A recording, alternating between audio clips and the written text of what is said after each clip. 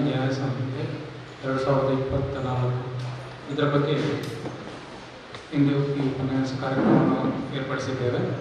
ಈ ಕಾರ್ಯಕ್ರಮದ ಅಧ್ಯಕ್ಷತೆ ವಹಿಸಿರುವಂತಹ ನಮ್ಮ ವಕೀಲ ಸಂಘದ ಅಧ್ಯಕ್ಷರಾದ ಶ್ರೀರಾಮಚಂದ್ರ ಅವರು ಇಂದಿನ ಉಪನ್ಯಾಸಕರಾಗಿರುವಂತಹ ಶ್ರೀ ವಿದ್ಯಾನಂದ ಸಾಹೇಬರು ವೇದಿಕೆ ಬರಬೇಕು ಅಂತ ಕೇಳ್ಕೊಳ್ತಾನೆ. ಅದೇ ರೀತಿ ಈ ಕಾರ್ಯಕ್ರಮಕ್ಕೆ ಈ ಉಪನ್ಯಾಸ ನೀಡಲು ಬಂದಿರುವಂಥ ನಮ್ಮ ಹಿರಿಯ ಶ್ರೀ ಉದಯಾನಂದ ಇವರಿಗೆ ನಾನು ನಿಮ್ಮೆಲ್ಲರ ಪರವಾಗಿ ಹೃತ್ಪೂರ್ವಕವಾಗಿ ಸ್ವಾಗತಿಸ್ತಾ ಇದ್ದೇನೆ. ಅವರಿಗೆ ನಮ್ಮ ಸಂಘದ ಅಧ್ಯಕ್ಷರಾದಂತಹ ಎಚ್ ವಿ ರಾಘವೇಂದ್ರ ಅವರವರು ಹೂಗುಚ್ಛವನ್ನು ನೀಡಬೇಕು ಸ್ವಾಗತಿಸಬೇಕಾಗಿ ಕೇಳ್ಕೊಳ್ತಾ ಇದ್ದೇನೆ.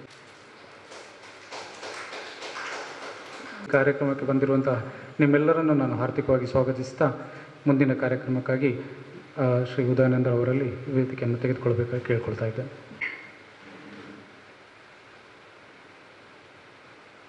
ಭಾರತೀಯ ನ್ಯಾಯ ಸಂಹಿತೆ ಸಂಹಿತಾ 2023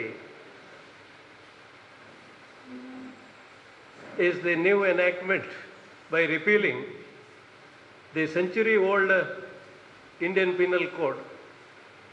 My friends, this is not the time to make a critical analysis of the law which is already been put into service.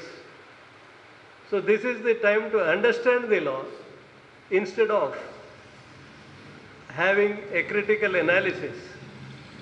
Before touching into the subject, it is my endeavor to speak few words with regard to the Bharatiya Nyaya Sanhita 2023. It is not the nomenclature, my friends. Even the Bharatiya Nyaya Sanhita or the other two enactments were considered to be the Indian Penal Code or the Bharatiya Danda Sanhita when it is translated into Hindi. Bharatiya Danda Sanhita ende Bharatiya Nyaya Sanhita madidare. ಬಾದ ಸಾ ಹೋಗಿ ಈಗ BNS ಆಗಿದೆ ಅಥವಾ IPC ಅಂತ ಕರೀತಿದ್ವಿ. ಆದ್ದರಿಂದ nomenclature is not important, but the repealed act and the new enactment should be meticulously compared. And it is not the time to criticize because legislative intent in enacting any law is very prominent, or rather it is the key to open the minds of the makers of the enactment. When the parliament passes a law, we will always get inspired because why this law has come into existence or put into force is made very clear by referring to the legislative intent. ನಾವು ಹೇಳ್ತೇವೆ ಕಾನೂನುಗಳೆಲ್ಲ ನಿಂತ ನೀರಲ್ಲ, ಕಾನೂನು ಅಂತ ಹೇಳುವಂಥದ್ದು ಹರಿಯುವ ನೀರಾಗಿರಬೇಕು. ನಿಂತ ನೀರಾದರೆ ಅದು ಉಪಯೋಗಕ್ಕೆ ಯೋಗ್ಯ ಅಲ್ಲ. ಹರಿಯುವ ನೀರಾಗಿರಬೇಕು ಅಂತ ಹೇಳಿದರೆ ಅದು ಬದಲಾದ ಸನ್ನಿವೇಶಗಳಿಗೆ ಅದು ಒಗ್ಗುವಂತಿರಬೇಕು. ಯಾಕೆಂತ ಹೇಳಿದರೆ ಭಗವದ್ಗೀತೆಯಲ್ಲೇ ಹೇಳ್ತಾರೆ ಬದಲಾವಣೆ ಅಂತ ಹೇಳುವಂಥದ್ದು ಜಗದ ನಿಯಮ ಅಂತೇಳಿ. ಇದನ್ನು ಎಲ್ಲ ಸ್ತರದ ವ್ಯಕ್ತಿಗಳು ಒಪ್ಕೊಳ್ತಾರೆ, ಬದಲಾವಣೆ ಆಗಬೇಕು. ಆದರೆ ನಾವು ಬಹಳ ಹಿಂದೆ ಲಾ ಕಾಲೇಜಲ್ಲಿ ಪಾಠ ಮಾಡುವಾಗ ಹೇಳ್ತಾ ಇದ್ದೆವು ಇದೇ ಸಬ್ಜೆಕ್ಟ್ಗಳ ಮೇಲೆ. The 3 major acts, Indian Penal Code, the Criminal Procedure Code and the Indian Evidence Act are the evergreen enactments. Though it was enacted by the imperial legislation in the 18th century and it has seen the test of the day, and all those 3 enactments were continued till 1st July 2024. I used to inform the students community that these 3 major acts have seen very few amendments, especially the Indian Evidence Act. We were really inspired to refer to the imperial legislation or the British legislation. And you will appreciate, being in the profession, how beautifully the sections are worded and how beautifully the meaning and the tenor of the law is being conveyed to the legal fraternity, including the judiciary, and how they are expected to decide a case by applying this law, procedural law, or the Indian Evidence Act or the penal law, IPC is concerned. We used to tell the students that even the Indian Constitution, though it is the only constitution in many respects, but which has seen many amendments, several amendments, but Indian Evidence Act seen very few amendments. The IPC or the CRPC, it is the recent past. Some of the provisions were added into the Indian Penal Code, the Criminal Procedure Code and Evidence Act only after the year 2000. The Information Technology Act and the Information Act, which has come into existence, some parallel or reciprocal amendments were brought into these laws. Otherwise, prior to that, for more than 2 centuries, about 2 centuries, the earlier law holds the field. That's why we used to say it is evergreen enactments. And we used to compare the British legislation. I am not praising those imperial legislation, but if you compare the British legislation, where they had the command over the language, and you compare the present day legislation of the state legislatures, or even to that extent the legislation passed by the Indian Parliament, ಅಜಗಜಾಂತರ ವ್ಯತ್ಯಾಸ ಇದೆ. ಎಲ್ಲ ಪರಂತುಗಳ ಮೇಲೆ ನಡೀತಕ್ಕಂಥ ಒಂದು ಸಣ್ಣ ವಿಚಾರವನ್ನು 1.5 page 2 page explanation, ಇಲ್ಲಸ್ಟ್ರೇಷನ್ಸು ಅಥವಾ ಸಬ್ಸೆಕ್ಷನ್ಸು ಕೊಟ್ಟು ನಾವು ಪ್ರಾರಂಭ ಮಾಡಿದ್ದು ಯಾವುದು, ಅಂತಿಮವಾಗಿ ಆ ಸೆಕ್ಷನ್ ಕೊನೆಗೆ ಬರೆದದ್ದು ಏನು ಅಂತ ಯಾರಿಗೂ ಗೊತ್ತಾಗೋದಿಲ್ಲ. This is the way of our codification of law. I can definitely inform you there is an act which I refer to, Karnataka Land Revenue Act, Karnataka ಭೂಕಂದಾಯ ಕಾಯ್ದೆ. ಒಂದೊಂದು ಸೆಕ್ಷನ್ಗಳೇ 2.5 ಪೇಜ್ ಇದೆ. ಯಾರಿಗೆ ಇದು ಲಾಭ ಮಾಡಲಿಕ್ಕೆ? ಜನಸಾಮಾನ್ಯರಿಗೆಲ್ಲ. ಅದರಲ್ಲಿ ಎಲ್ಲ ಲೂಪ್ ಹೋಲ್ಸ್ ಇದ್ದಾವೆ, ಕಳ್ಳಗಿಂಡಿಗಳಿದ್ದಾವೆ. ಈ ರೆವಿನ್ಯೂ ಅಧಿಕಾರಿಗಳಿಗೆ, ಅದರ ಭಾಗಿದಾರರಿಗೆಲ್ಲ ಅದರ ಮೂಲಕ ತಪ್ಪಿಸಿಕೊಳ್ಳಲಿಕ್ಕೆ ಅಥವಾ ನಿಮ್ಮನ್ನು ಕಂಪೆಲ್ ಮಾಡಲಿಕ್ಕೆ ಎಲ್ಲದಕ್ಕೂ ಅದರಲ್ಲಿ ಅವಕಾಶ ಇದೆ. ಒಂದು ಸೆಕ್ಷನ್ ಕೂಡ ಒಂದು ಬ್ರೀಫ್ ಆಗಿ, ನಟ್ಶೆಲ್ ಆಗಿ ಡಿಫೈನ್ ಮಾಡಿರುವಂಥದ್ದು ನಾವು ಕಾಣುವಂಥದ್ದು ಬ್ರಿಟಿಷ್ ಲೆಜಿಸ್ಲೇಷನಲ್ಲಿ. ಅಷ್ಟಕ್ಕೆ ಮಾತ್ರ ನಾನು ಆ ಇಂಪೀರಿಯಲ್ ಲೆಜಿಸ್ಲೇಷನ್ ಉತ್ತಮವಾಗಿತ್ತು ಅಂತ ಹೇಳಲಿಕ್ಕೆ ಬಯಸ್ತೇನೆ, ಬೇರೆ ಯಾವುದೇ ಉದ್ದೇಶ ಅಲ್ಲ. ನಮ್ಮ ಪಾರ್ಲಿಮೆಂಟಲ್ಲಿ ಕೂಡ ಅನೇಕ ಕಾನೂನುಗಳು ಬಂದಿದ್ದಾವೆ, ಆದರೆ ಅದರ ಉದ್ದೇಶವನ್ನು ನಾವು ನೋಡಬೇಕು. ಮೊನ್ನೆಯ 2 ಸೆಷನ್ನಲ್ಲಿ ಕೂಡ ಕ್ರಿಮಿನಲ್ ಪ್ರೊಸೀಜರ್ ಕೋಡ್, ಭಾರತೀಯ ನಾಗರಿಕ ಸುರಕ್ಷಾ ಸಂಹಿತೆ ಮತ್ತು ಭಾರತೀಯ ಸಾಕ್ಷಿ ಅಧಿನಿಯಮದ ಬಗ್ಗೆ ಸೀನಿಯರ್ ವಕೀಲರುಗಳು ತಮ್ಮ ಮುಂದೆ ಹೇಳಿರತಕ್ಕಂಥ ಅದರ ವಿಚಾರಗಳನ್ನು ಕೇಳಿ ತಿಳ್ಕೊಂಡವನಾಗಿದ್ದಾಗ ನನಗೆ ಅನಿಸಿತು, ಬದಲಾವಣೆಗಳು, ಜಗದ ನಿಯಮ ಬದಲಾಗಲೇಬೇಕು. ಆದರೆ ಈಗ ಸಮಾಜದಲ್ಲಿ ಒಂದು ಕೇಳ್ತಾ ಇದೆ, 1ನೇ ತಾರೀಕಿನ ನಂತರ, ಅದಕ್ಕಿಂತ ಮೊದಲು ಯಾವುದೇ ಇರಲಿಲ್ಲ. ಯಾವುದಂತ ಹೇಳಿದರೆ ಇದೆಲ್ಲ ಪಾರ್ಟ್ ಟೈಮರ್ಸ್ ಮಾಡಿದ ಕಾನೂನು. ನಮ್ಮ ಸುಪ್ರೀಂ ಕೋರ್ಟಿನ ಡೆಸಿಗ್ನೇಟೆಡ್ ಸೀನಿಯರ್ ಕೌನ್ಸಿಲ್, ಅವರ ಪತ್ನಿ ಕೂಡ ನಳಿನಿ ಚಿದಂಬರಂ ಅವರು ಕೂಡ ಸೀನಿಯರ್ ಕೌನ್ಸಿಲ್, ಅವರು ಮಿನಿಸ್ಟರ್ ಆಗಿದ್ದವರು ಸೆಂಟ್ರಲಲ್ಲಿ. ಅವರು ಎಲ್ಲಿವರೆಗೆ ಪಾರ್ಲಿಮೆಂಟಿನ ಈ ಕಾನೂನನ್ನು ಪಾರ್ಟ್ ಟೈಮರ್ಸ್ ಮಾಡಿದ್ದು ಅಂತ ಹೇಳ್ತಾರೆ. ಅದನ್ನು ಕೂಡ ನನಗೆ ಅನಿಸಿತು, ಎಲ್ಲೋ ಒಂದು ಕಡೆ ಅವಸರದಲ್ಲಿ ಈ ಕಾನೂನುಗಳು ಏನಾದರೂ ಬಂದು ಅಂತ. ಈ ಲೆಜಿಸ್ಲೇಟಿವ್ ಇಂಟೆಂಟ್ ಅಥವಾ spirit of the new criminal acts ಅಂತ ಹೇಳೋದನ್ನು ಎಲ್ಲರೂ ಬೇರೆ ಆ್ಯಕ್ಟಲ್ಲಿ ನೋಡಿರ್ಬೋದು. ಎಷ್ಟು ಚೆನ್ನಾಗಿ ಹೇಳಿದ್ದಾರೆ ಅಂತ ಹೇಳಿದರೆ, ಎಲ್ಲರ ಭಾಗಿದಾರಿಕೆ ಕೂಡ. It is not only hour representatives in the parliament, the law makers, it is also those who are connected or related to the system of law have been consulted by the parliament. I take the audience to the Law Commission of India in its various reports have recommended section specific amendments in the criminal laws. Also, committee like Bez Baruha Committee, Vishwanathan Committee, Justice Malimat Committee, Madhav Menon Committee, etc. made recommendations for section-specific amendment in criminal laws and general reforms in criminal justice system. So, ಇದು ನಿನ್ನೆ ಮೊನ್ನೆಯಿಂದ ನಡೆದದಲ್ಲ, ಆ ಕಾಲದಿಂದಲೇ ಸಾಧಾರಣ 20 ವರ್ಷಗಳಿಂದಲೇ ಈ ಬಗ್ಗೆ ಒಂದು ಜಿಜ್ಞಾಸೆ ಕಾನೂನು ತಜ್ಞರಲ್ಲಿ ಇತ್ತು. ಲಾ ಕಮಿಷನ್ ಆಫ್ ಇಂಡಿಯಾದ ರಿಪೋರ್ಟ್ಗಳಲ್ಲಿ ಕೂಡ, ರಿಪೀಟೆಡ್ ರಿಪೋರ್ಟಲ್ಲಿ ಕೂಡ ಕ್ರಿಮಿನಲ್ ಕಾನೂನನ್ನು ಬದಲಾದ ಸನ್ನಿವೇಶಗಳಿಗೆ ಸೂಕ್ತವಾಗುವ ರೀತಿಯಲ್ಲಿ ಬದಲಾವಣೆ ಮಾಡಬೇಕು ಅನ್ನೋದನ್ನು ಹೇಳಿದರು. ಅದರ ಬಗ್ಗೆ ಈ ಬಿಲ್ಲನ್ನೇನೋ select committee of the parliament move ಮಾಡಿತು, ಅವರು ಕೂಡ ಭಾಗಿದಾರರಿಂದ ಆಕ್ಷೇಪಣೆಯನ್ನು ಕೇಳಿದರು.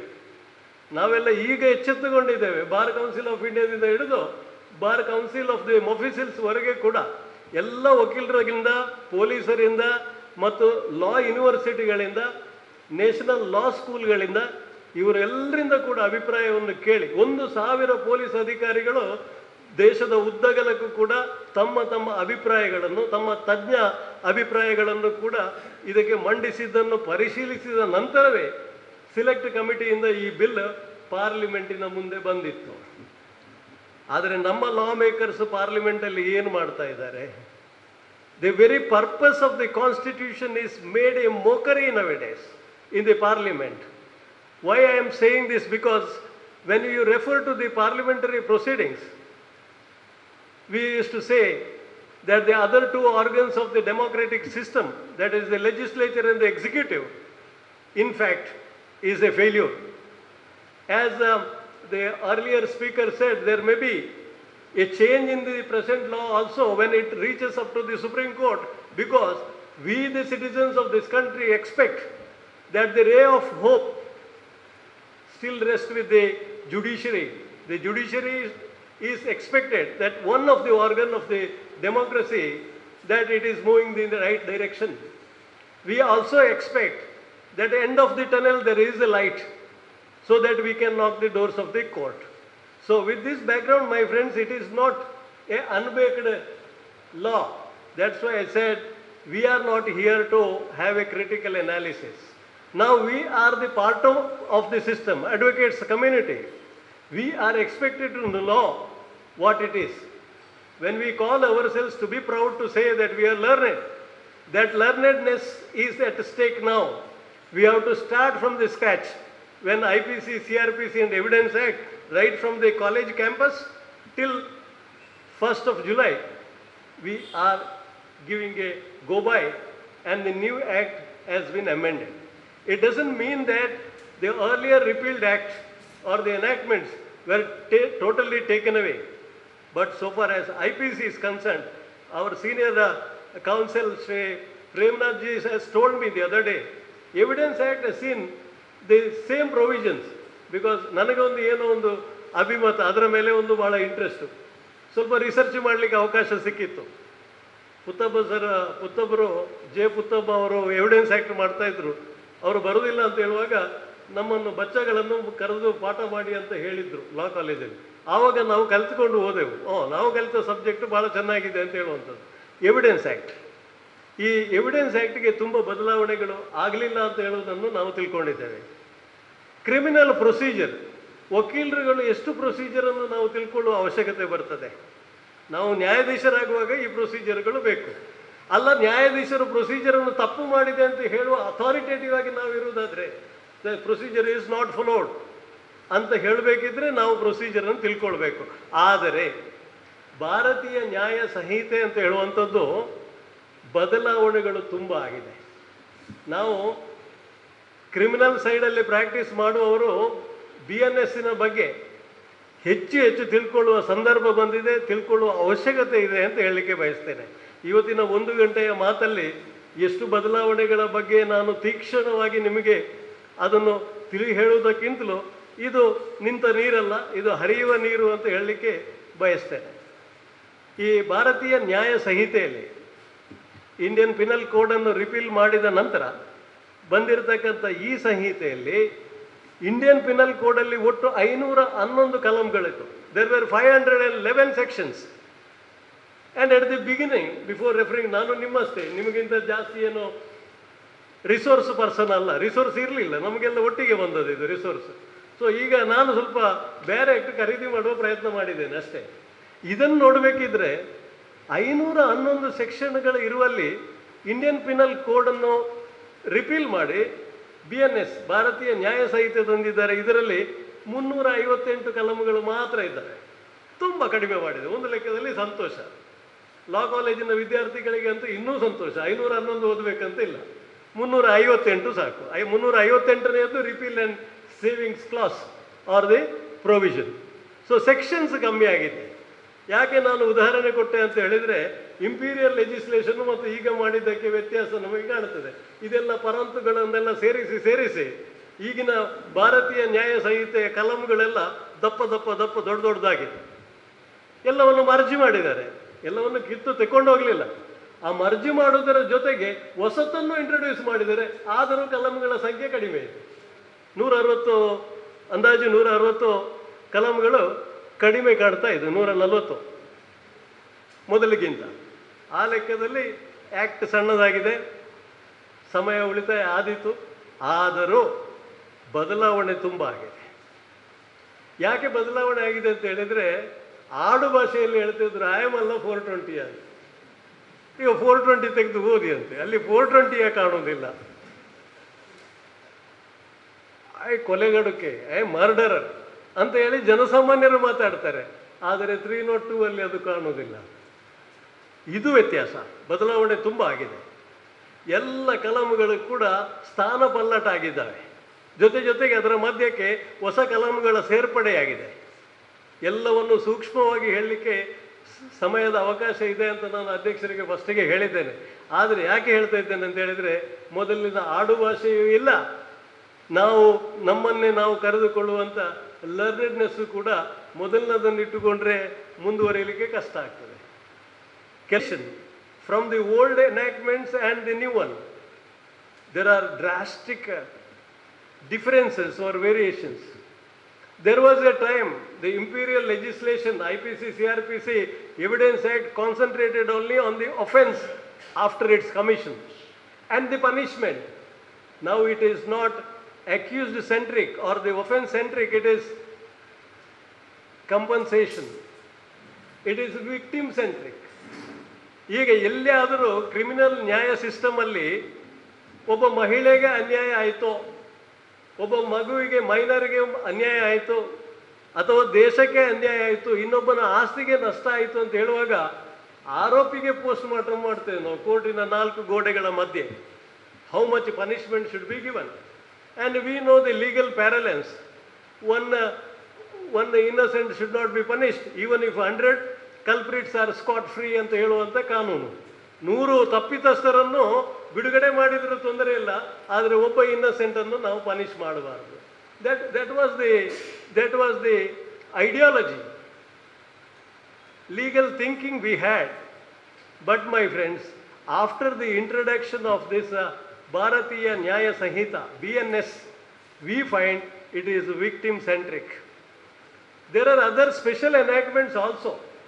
You might have found out the Indian Customs Act, the NDPS Act, the POCSO Act, and so on and so forth, the special enactments tried by the special courts. There, the idea of providing compensation to the victims was explained. But under the general law, Indian Penal Code, the victim compensation has been introduced. Whether it is right or wrong, we are not supposed to think. But as a common man, one must think that for 10 years or 15 years, a sister who has been victimized in a case of rape or sexual assault, she will be summoned to the court. Already she had suffered mental trauma. Now she will be cross-examined in the court for the sake of acquittal of the accused. But the state never thought about victim compensation. My friends, in many of the provisions, victim compensation is the change in the Bharatiya Nyaya Sanhita. That may be the reason the colonial law has been sidelined, and it is for the people, by the people, and of the people, because this Nyaya Sanhita speaks. Let us need not worry. In the media or in the public, people might say or speak something about the communality or the self-interest of the ruling or the opposite parties. It is immaterial for us. When we take oath, unless our parliamentarians, we are bound by the oath. As advocates, we advocates are without any discrimination, without any bias. That is what we expect in the court of law. Then in that angle, if you think victim-centric law is the need of the hour. And even we find it is not only punishment after punishment, it is compensation, and secondly, for the small offenders or minor offenses, even if a person is convicted, he need not undergo imprisonment. He was directed to have community service. Community service ಅಂತ ಹೇಳುವಂಥದ್ದು ಒಂದು ಭಾಳ ವಿಚಿತ್ರ ಅನಿಸಿದರೂ ಕೂಡ ಅದರಲ್ಲಿ ಸತ್ಯ ಇದೆ. European ಕಂಟ್ರೀಸಲ್ಲೆಲ್ಲ ಈ ಕಮ್ಯುನಿಟಿ ಸರ್ವಿಸ್, ತಪ್ಪು ಮಾಡಿದವನಿಗೆ ಸಣ್ಣ ಸಣ್ಣ ಒಫೆನ್ಸ್ಗೆ, ಎಲ್ಲದಕ್ಕೂ ಕಮ್ಯುನಿಟಿ ಸರ್ವಿಸ್ ಮಾಡುವಂಥದ್ದಲ್ಲ, ತಪ್ಪು ಮಾಡಿದವನಿಗೆ ಕಮ್ಯುನಿಟಿ ಸರ್ವಿಸ್ಸಿಗೆ ಕೂಡ ಅವಕಾಶ ಭಾರತೀಯ ನ್ಯಾಯ ಸಂಹಿತೆಯಲ್ಲಿ ಇದೆ. ಈಗ ಕೂತ್ಕೊಂಡು ಅಧ್ಯಕ್ಷರ ಕಚೇರಿಯಲ್ಲಿ ನಾನು ಬೇರೆ ಆ್ಯಕ್ಟನ್ನು ನೋಡುವಾಗ ಎಲ್ಲೋ ಹೇಳೋದು ಕೇಳಿದ್ದೇನೆ, ಅಟೆಂಪ್ಟ್ ಟು ಕಮಿಟ್ ಸುಸೈಡ್. ಅದು ಜಿಜ್ಞಾಸೆ ಇತ್ತು. ಕೋರ್ಟ್ಗಳು ಹೇಳಿದ್ದವನ್ನು ಎಲ್ಲವನ್ನು, ಈಗ ಸುಪ್ರೀಂ ಕೋರ್ಟ್ನವರು ಮತ್ತು 18 ಹೈಕೋರ್ಟ್ನವರು ಈ ಕಾನೂನಿನ ಡ್ರಾಫ್ಟ್ ಬಿಲ್ಲನ್ನು ಕಳಿಸುವಾಗ ಅದಕ್ಕೆ ವ್ಯಾಖ್ಯೆ ಬರೆದಿದ್ದಾರೆ. ಸುಪ್ರೀಂ ಕೋರ್ಟೇ ಹೇಳ್ತಾ ಇತ್ತು, ಈ ಅಟೆಂಪ್ಟ್ ಟು ಕಮಿಟ್ ಸುಸೈಡ್ ಅಂದ್ರೆ ಯಾಕೆ? ಅವ ಪಾಪ ಸಾಯಲಿಕ್ಕೆ ಹೋದರೆ ಹಗ್ಗ ತುಂಡಾಗಿ ಬಿದ್ದು ಬದುಕಿ ಉಳಿದ್ರೆ ಅವನಿಗೆ ಶಿಕ್ಷೆ, ಸತ್ತರೆ ಹೋಗಿಬಿಡ್ತಾನೆ, ಅಂಥವನಿಗೆ ಯಾಕೆ ಶಿಕ್ಷೆ ಕೊಡೋದು ಅಂತ ಹೇಳಿ ಇಲ್ಲಿ ಹೇಳ್ತಾರೆ. ಆ ಸೆಕ್ಷನನ್ನು ತೆಗೆದುಬಿಟ್ರು. ಯಾರಾದರೂ ಸಾರ್ವಜನಿಕ ನೌಕರರನ್ನು ಅವನನ್ನು ಅವಹೇಳನ ಮಾಡಿ, ಅವನನ್ನು ಥ್ರೆಟನ್ ಮಾಡಿ, if is driven to commit suicide but is not committed suicide, act is not complete, then ಅಂತ ಆರೋಪಿಗೆ ಒಂದು ಪ್ರೊವಿಷನ್ ಮಾಡಿದ್ದಾರೆ, ಸೆಕ್ಷನ್ 226. ಅದರಲ್ಲಿ ಏನು ಹೇಳಿದ್ದಾರೆ ಅಂತ ಹೇಳಿದರೆ, 1 ವರ್ಷದವರೆಗೆ ಶಿಕ್ಷೆ ಕೊಡಬಹುದು, ಅಥವಾ ದಂಡ, ಅಥವಾ ಕಮ್ಯುನಿಟಿ ಸರ್ವಿಸ್ ಅಂತೇಳಿ. ಈಗ ಆ ರೀತಿಯ ಒಂದು ವ್ಯವಸ್ಥೆಯನ್ನು ಕೂಡ ಈ ಕಾನೂನು ಮಾಡಿದೆ. ಕಮ್ಯುನಿಟಿ ಸರ್ವಿಸ್ ಇದೆ, ವಿಕ್ಟಿಮ್ ಸೆಂಟ್ರಿಕ್ ಕಂಪನ್ಸೇಷನ್ನು ಕೂಡ ಇದೆ. ನಾವು ತಿಳ್ಕೊಳ್ಳಿಕ್ಕೆ ಸಾಧ್ಯವೇ ಇಲ್ಲ. ಈಗ ಈ ಕಾನೂನಲ್ಲಿ ನಾವು ಕ್ರಿಟಿಕಲ್ ಅನಾಲಿಸಿಸ್ ಮಾಡೋದಾದರೆ ಒಂದಿದೆ, ನಮಗೆ ಈ ವ್ಯವಸ್ಥೆ ಹೊಸ ಕಾನೂನನ್ನು ತಂದಿದ್ದಾರೆ, ಆದರೆ ನಮ್ಮ ಬೇಸಿಕ್ ಇನ್ಫ್ರಾಸ್ಟ್ರಕ್ಚರ್ ಸ್ವಲ್ಪ ಬದಲಾಗಬೇಕು. ನಾನು ಯಾವತ್ತೂ ನನ್ನಲ್ಲೇ ತಿಳ್ಕೊಳ್ಳಿಕ್ಕೆ ಉಂಟು, ಈ ಪೊಲೀಸ್ನವರಿಗೆ ಅಧಿಕಾರ ಜಾಸ್ತಿ ಜಾಸ್ತಿ ಜಾಸ್ತಿ ಕೊಟ್ಟರೆ ಏನಾಗ್ತದೆ? ಅಬ್ಸಲ್ಯೂಟ್ ಪವರ್ ಕರಪ್ಟ್ಸ್ ಅಬ್ಸಲ್ಯೂಟ್ಲಿ ಅಂತ ಹೇಳ್ತಾರೆ. ಪೊಲೀಸ್ ಅಧಿಕಾರಿಗಳಿಗೆ ಸೀಕ್ರೆಟಲ್ಲಿ ಅವರ ಕರ್ತವ್ಯ ನಿಭಾಯಿಸಲಿಕ್ಕೆ ಹಕ್ಕಿದೆ, ಎಲ್ಲ ದೇಶಗಳಲ್ಲೂ ಇದೆ. ಆದರೆ ನಮ್ಮಲ್ಲಿ ಏನಾಗಿದೆ ಅಂತ ಹೇಳಿದರೆ, ನಮ್ಮದು ಬ್ರಿಟಿಷ್ ಲೆಗಸಿ. ಕಾಕಿಯನ್ನು ನೋಡುವಾಗ ನಾವು ವಕೀಲರು ಮಾತ್ರ ಅಲ್ಲ, ಜಡ್ಜರಿಗೂ ಕೂಡ ಒಂದು ಕಾಕಿಯ ಒಳಗೆ ಬಂದ ಅಂತ ನೋಡುವಾಗ ಅವನ ಮೇಲೆ ಒಂದು ಎಂಟಿಪತಿ ಬಂದೇ ಬರ್ತದೆ. ಮನಸ್ಸಲ್ಲಿ ಒಂದು ರೀತಿಯ ತಿರಸ್ಕಾರ ಭಾವ ಅಥವಾ ಒಂದು ಹೆದರಿಕೆಯ ಭಾವನೆ ಪೊಲೀಸ್ನವರ ಮೇಲೆ ಇದ್ದೇ ಇದೆ. ಅದಕ್ಕೆ ಲಾ ರಿಫಾರ್ಮ್ಸ್ ಕಮಿಟಿಗೆ ಎಷ್ಟೋ ಜನ ರೆಫರೆನ್ಸ್ ಕಳಿಸಿದ್ರು, ಈ ದೇಶದಲ್ಲಿ ಕಾಕಿ ಯೂನಿಫಾರ್ಮ್ ಅನ್ನು ತೆಗೆಸಿ ಬೇರೆ ಬಣ್ಣದ ಯೂನಿಫಾರ್ಮ್ ಕೊಡಿ, ಮತ್ತೆ ಕತೆ ನೋಡಿ ಅಂತೇಳಿ. ನಾವು what we call light is the guarantee against violation of the fundamental rights ಅಂತ ಹೇಳ್ತಾರೆ. ಅಲ್ಲಿ ಟ್ರಾನ್ಸ್ಪರೆನ್ಸಿ ಬೇಕು. ಆದರೆ ನ್ಯಾಯ ಸಂಹಿತೆಯಲ್ಲಿ ಕೆಲವು ಸೆಕ್ಷನ್ಗಳನ್ನು ನೋಡುವಾಗ ಅದರಲ್ಲಿ ಶಿಕ್ಷೆಯನ್ನು ಮೊದಲಿನ ಭಾರತೀಯ ದಂಡ ಸಂಹಿತೆಯಿಂದ ತುಂಬ ಜಾಸ್ತಿ ಮಾಡಿದ್ದಾರೆ, ನಾನ್ ಬೈಲೇಬಲ್ಗಳಾಗಿದ್ದಾವೆ. ಇದು ಒಂದು ರೀತಿಯ ಡಿಟರೆಂಟ್ ಥಿಯರಿ ಆಫ್ ಪನಿಷ್ಮೆಂಟ್. ನಾವು ಲಾ ಕಾಲೇಜಲ್ಲಿರುವಾಗ ತಾವು ಮನನ ಮಾಡಬಹುದು, 4 ರೀತಿಯ ಪನಿಷ್ಮೆಂಟ್ ಇತ್ತು. ರಿಫಾರ್ಮೇಟಿವ್ ಥಿಯರಿ, ಅಲ್ಲಿ ದೆಹಲಿಯಲ್ಲಿ ಕಿರಣ್ ಬೇಡಿ ಅವರು, first IPS officer of this country, become the jail superintendent in the Tihar jail. She brought a reformation in the jail. ಅಲ್ಲಿ ಫುಟ್ಬಾಲ್ ಆಡಲಿಕ್ಕೆ ಫುಟ್ಬಾಲು, ಈಜಾಡಲಿಕ್ಕೆ ಈಜಾಡುವ ಇದು, TV ಅದು ಇದೆಲ್ಲ ಕೊಟ್ಟರು. ಅವರಿಗೆ ಮ್ಯಾಕ್ಸೆಸ್ ಅವಾರ್ಡ್ ಬಂತು, ಅವರು ದೊಡ್ಡ ವ್ಯಕ್ತಿತ್ವವೇ ಆಗಿ ಹೋದರು, ಮತ್ತು ಗವರ್ನರ್ ಆದರೂ ಈಗ ಎಲ್ಲಿದ್ದಾರೆ ಗೊತ್ತಿಲ್ಲ. ಅಂತೂ ಈ ರಿಫಾರ್ಮೇಷನ್ ಅಂತ ಹೇಳುವ ಒಂದು ಸೆಕ್ಷನ್ ಇತ್ತು ನಮ್ಮಲ್ಲಿ. ಕೆಲವು ಲಾಯರ್ಸ್ಗಳು ಎಂಥದ್ದು ಶಿಕ್ಷೆ ಕೊಡಬಾರ್ದು, ಕೆಲವರಿಂದ ಇರಲಿಲ್ಲ, we should have a retributive theory of punishment.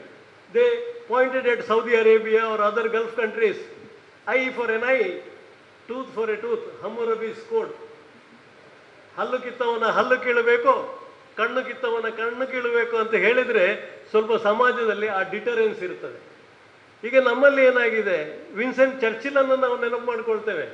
ಆ ಮಧ್ಯರಾತ್ರಿ ಅಕಾರ್ಡಿಗೆ ಸಹಿ ಮಾಡುವಾಗ, ನಮಗೆ ಮತ್ತು ಪಾಕಿಸ್ತಾನಕ್ಕೆ ಸ್ವಾತಂತ್ರ್ಯವನ್ನು ಕೊಡುವಾಗ ಗುಣಗುಟ್ಟುತ್ತಾ ಸಹಿ ಮಾಡಿದಂತೆ, Indians are better ruled than the self ruled.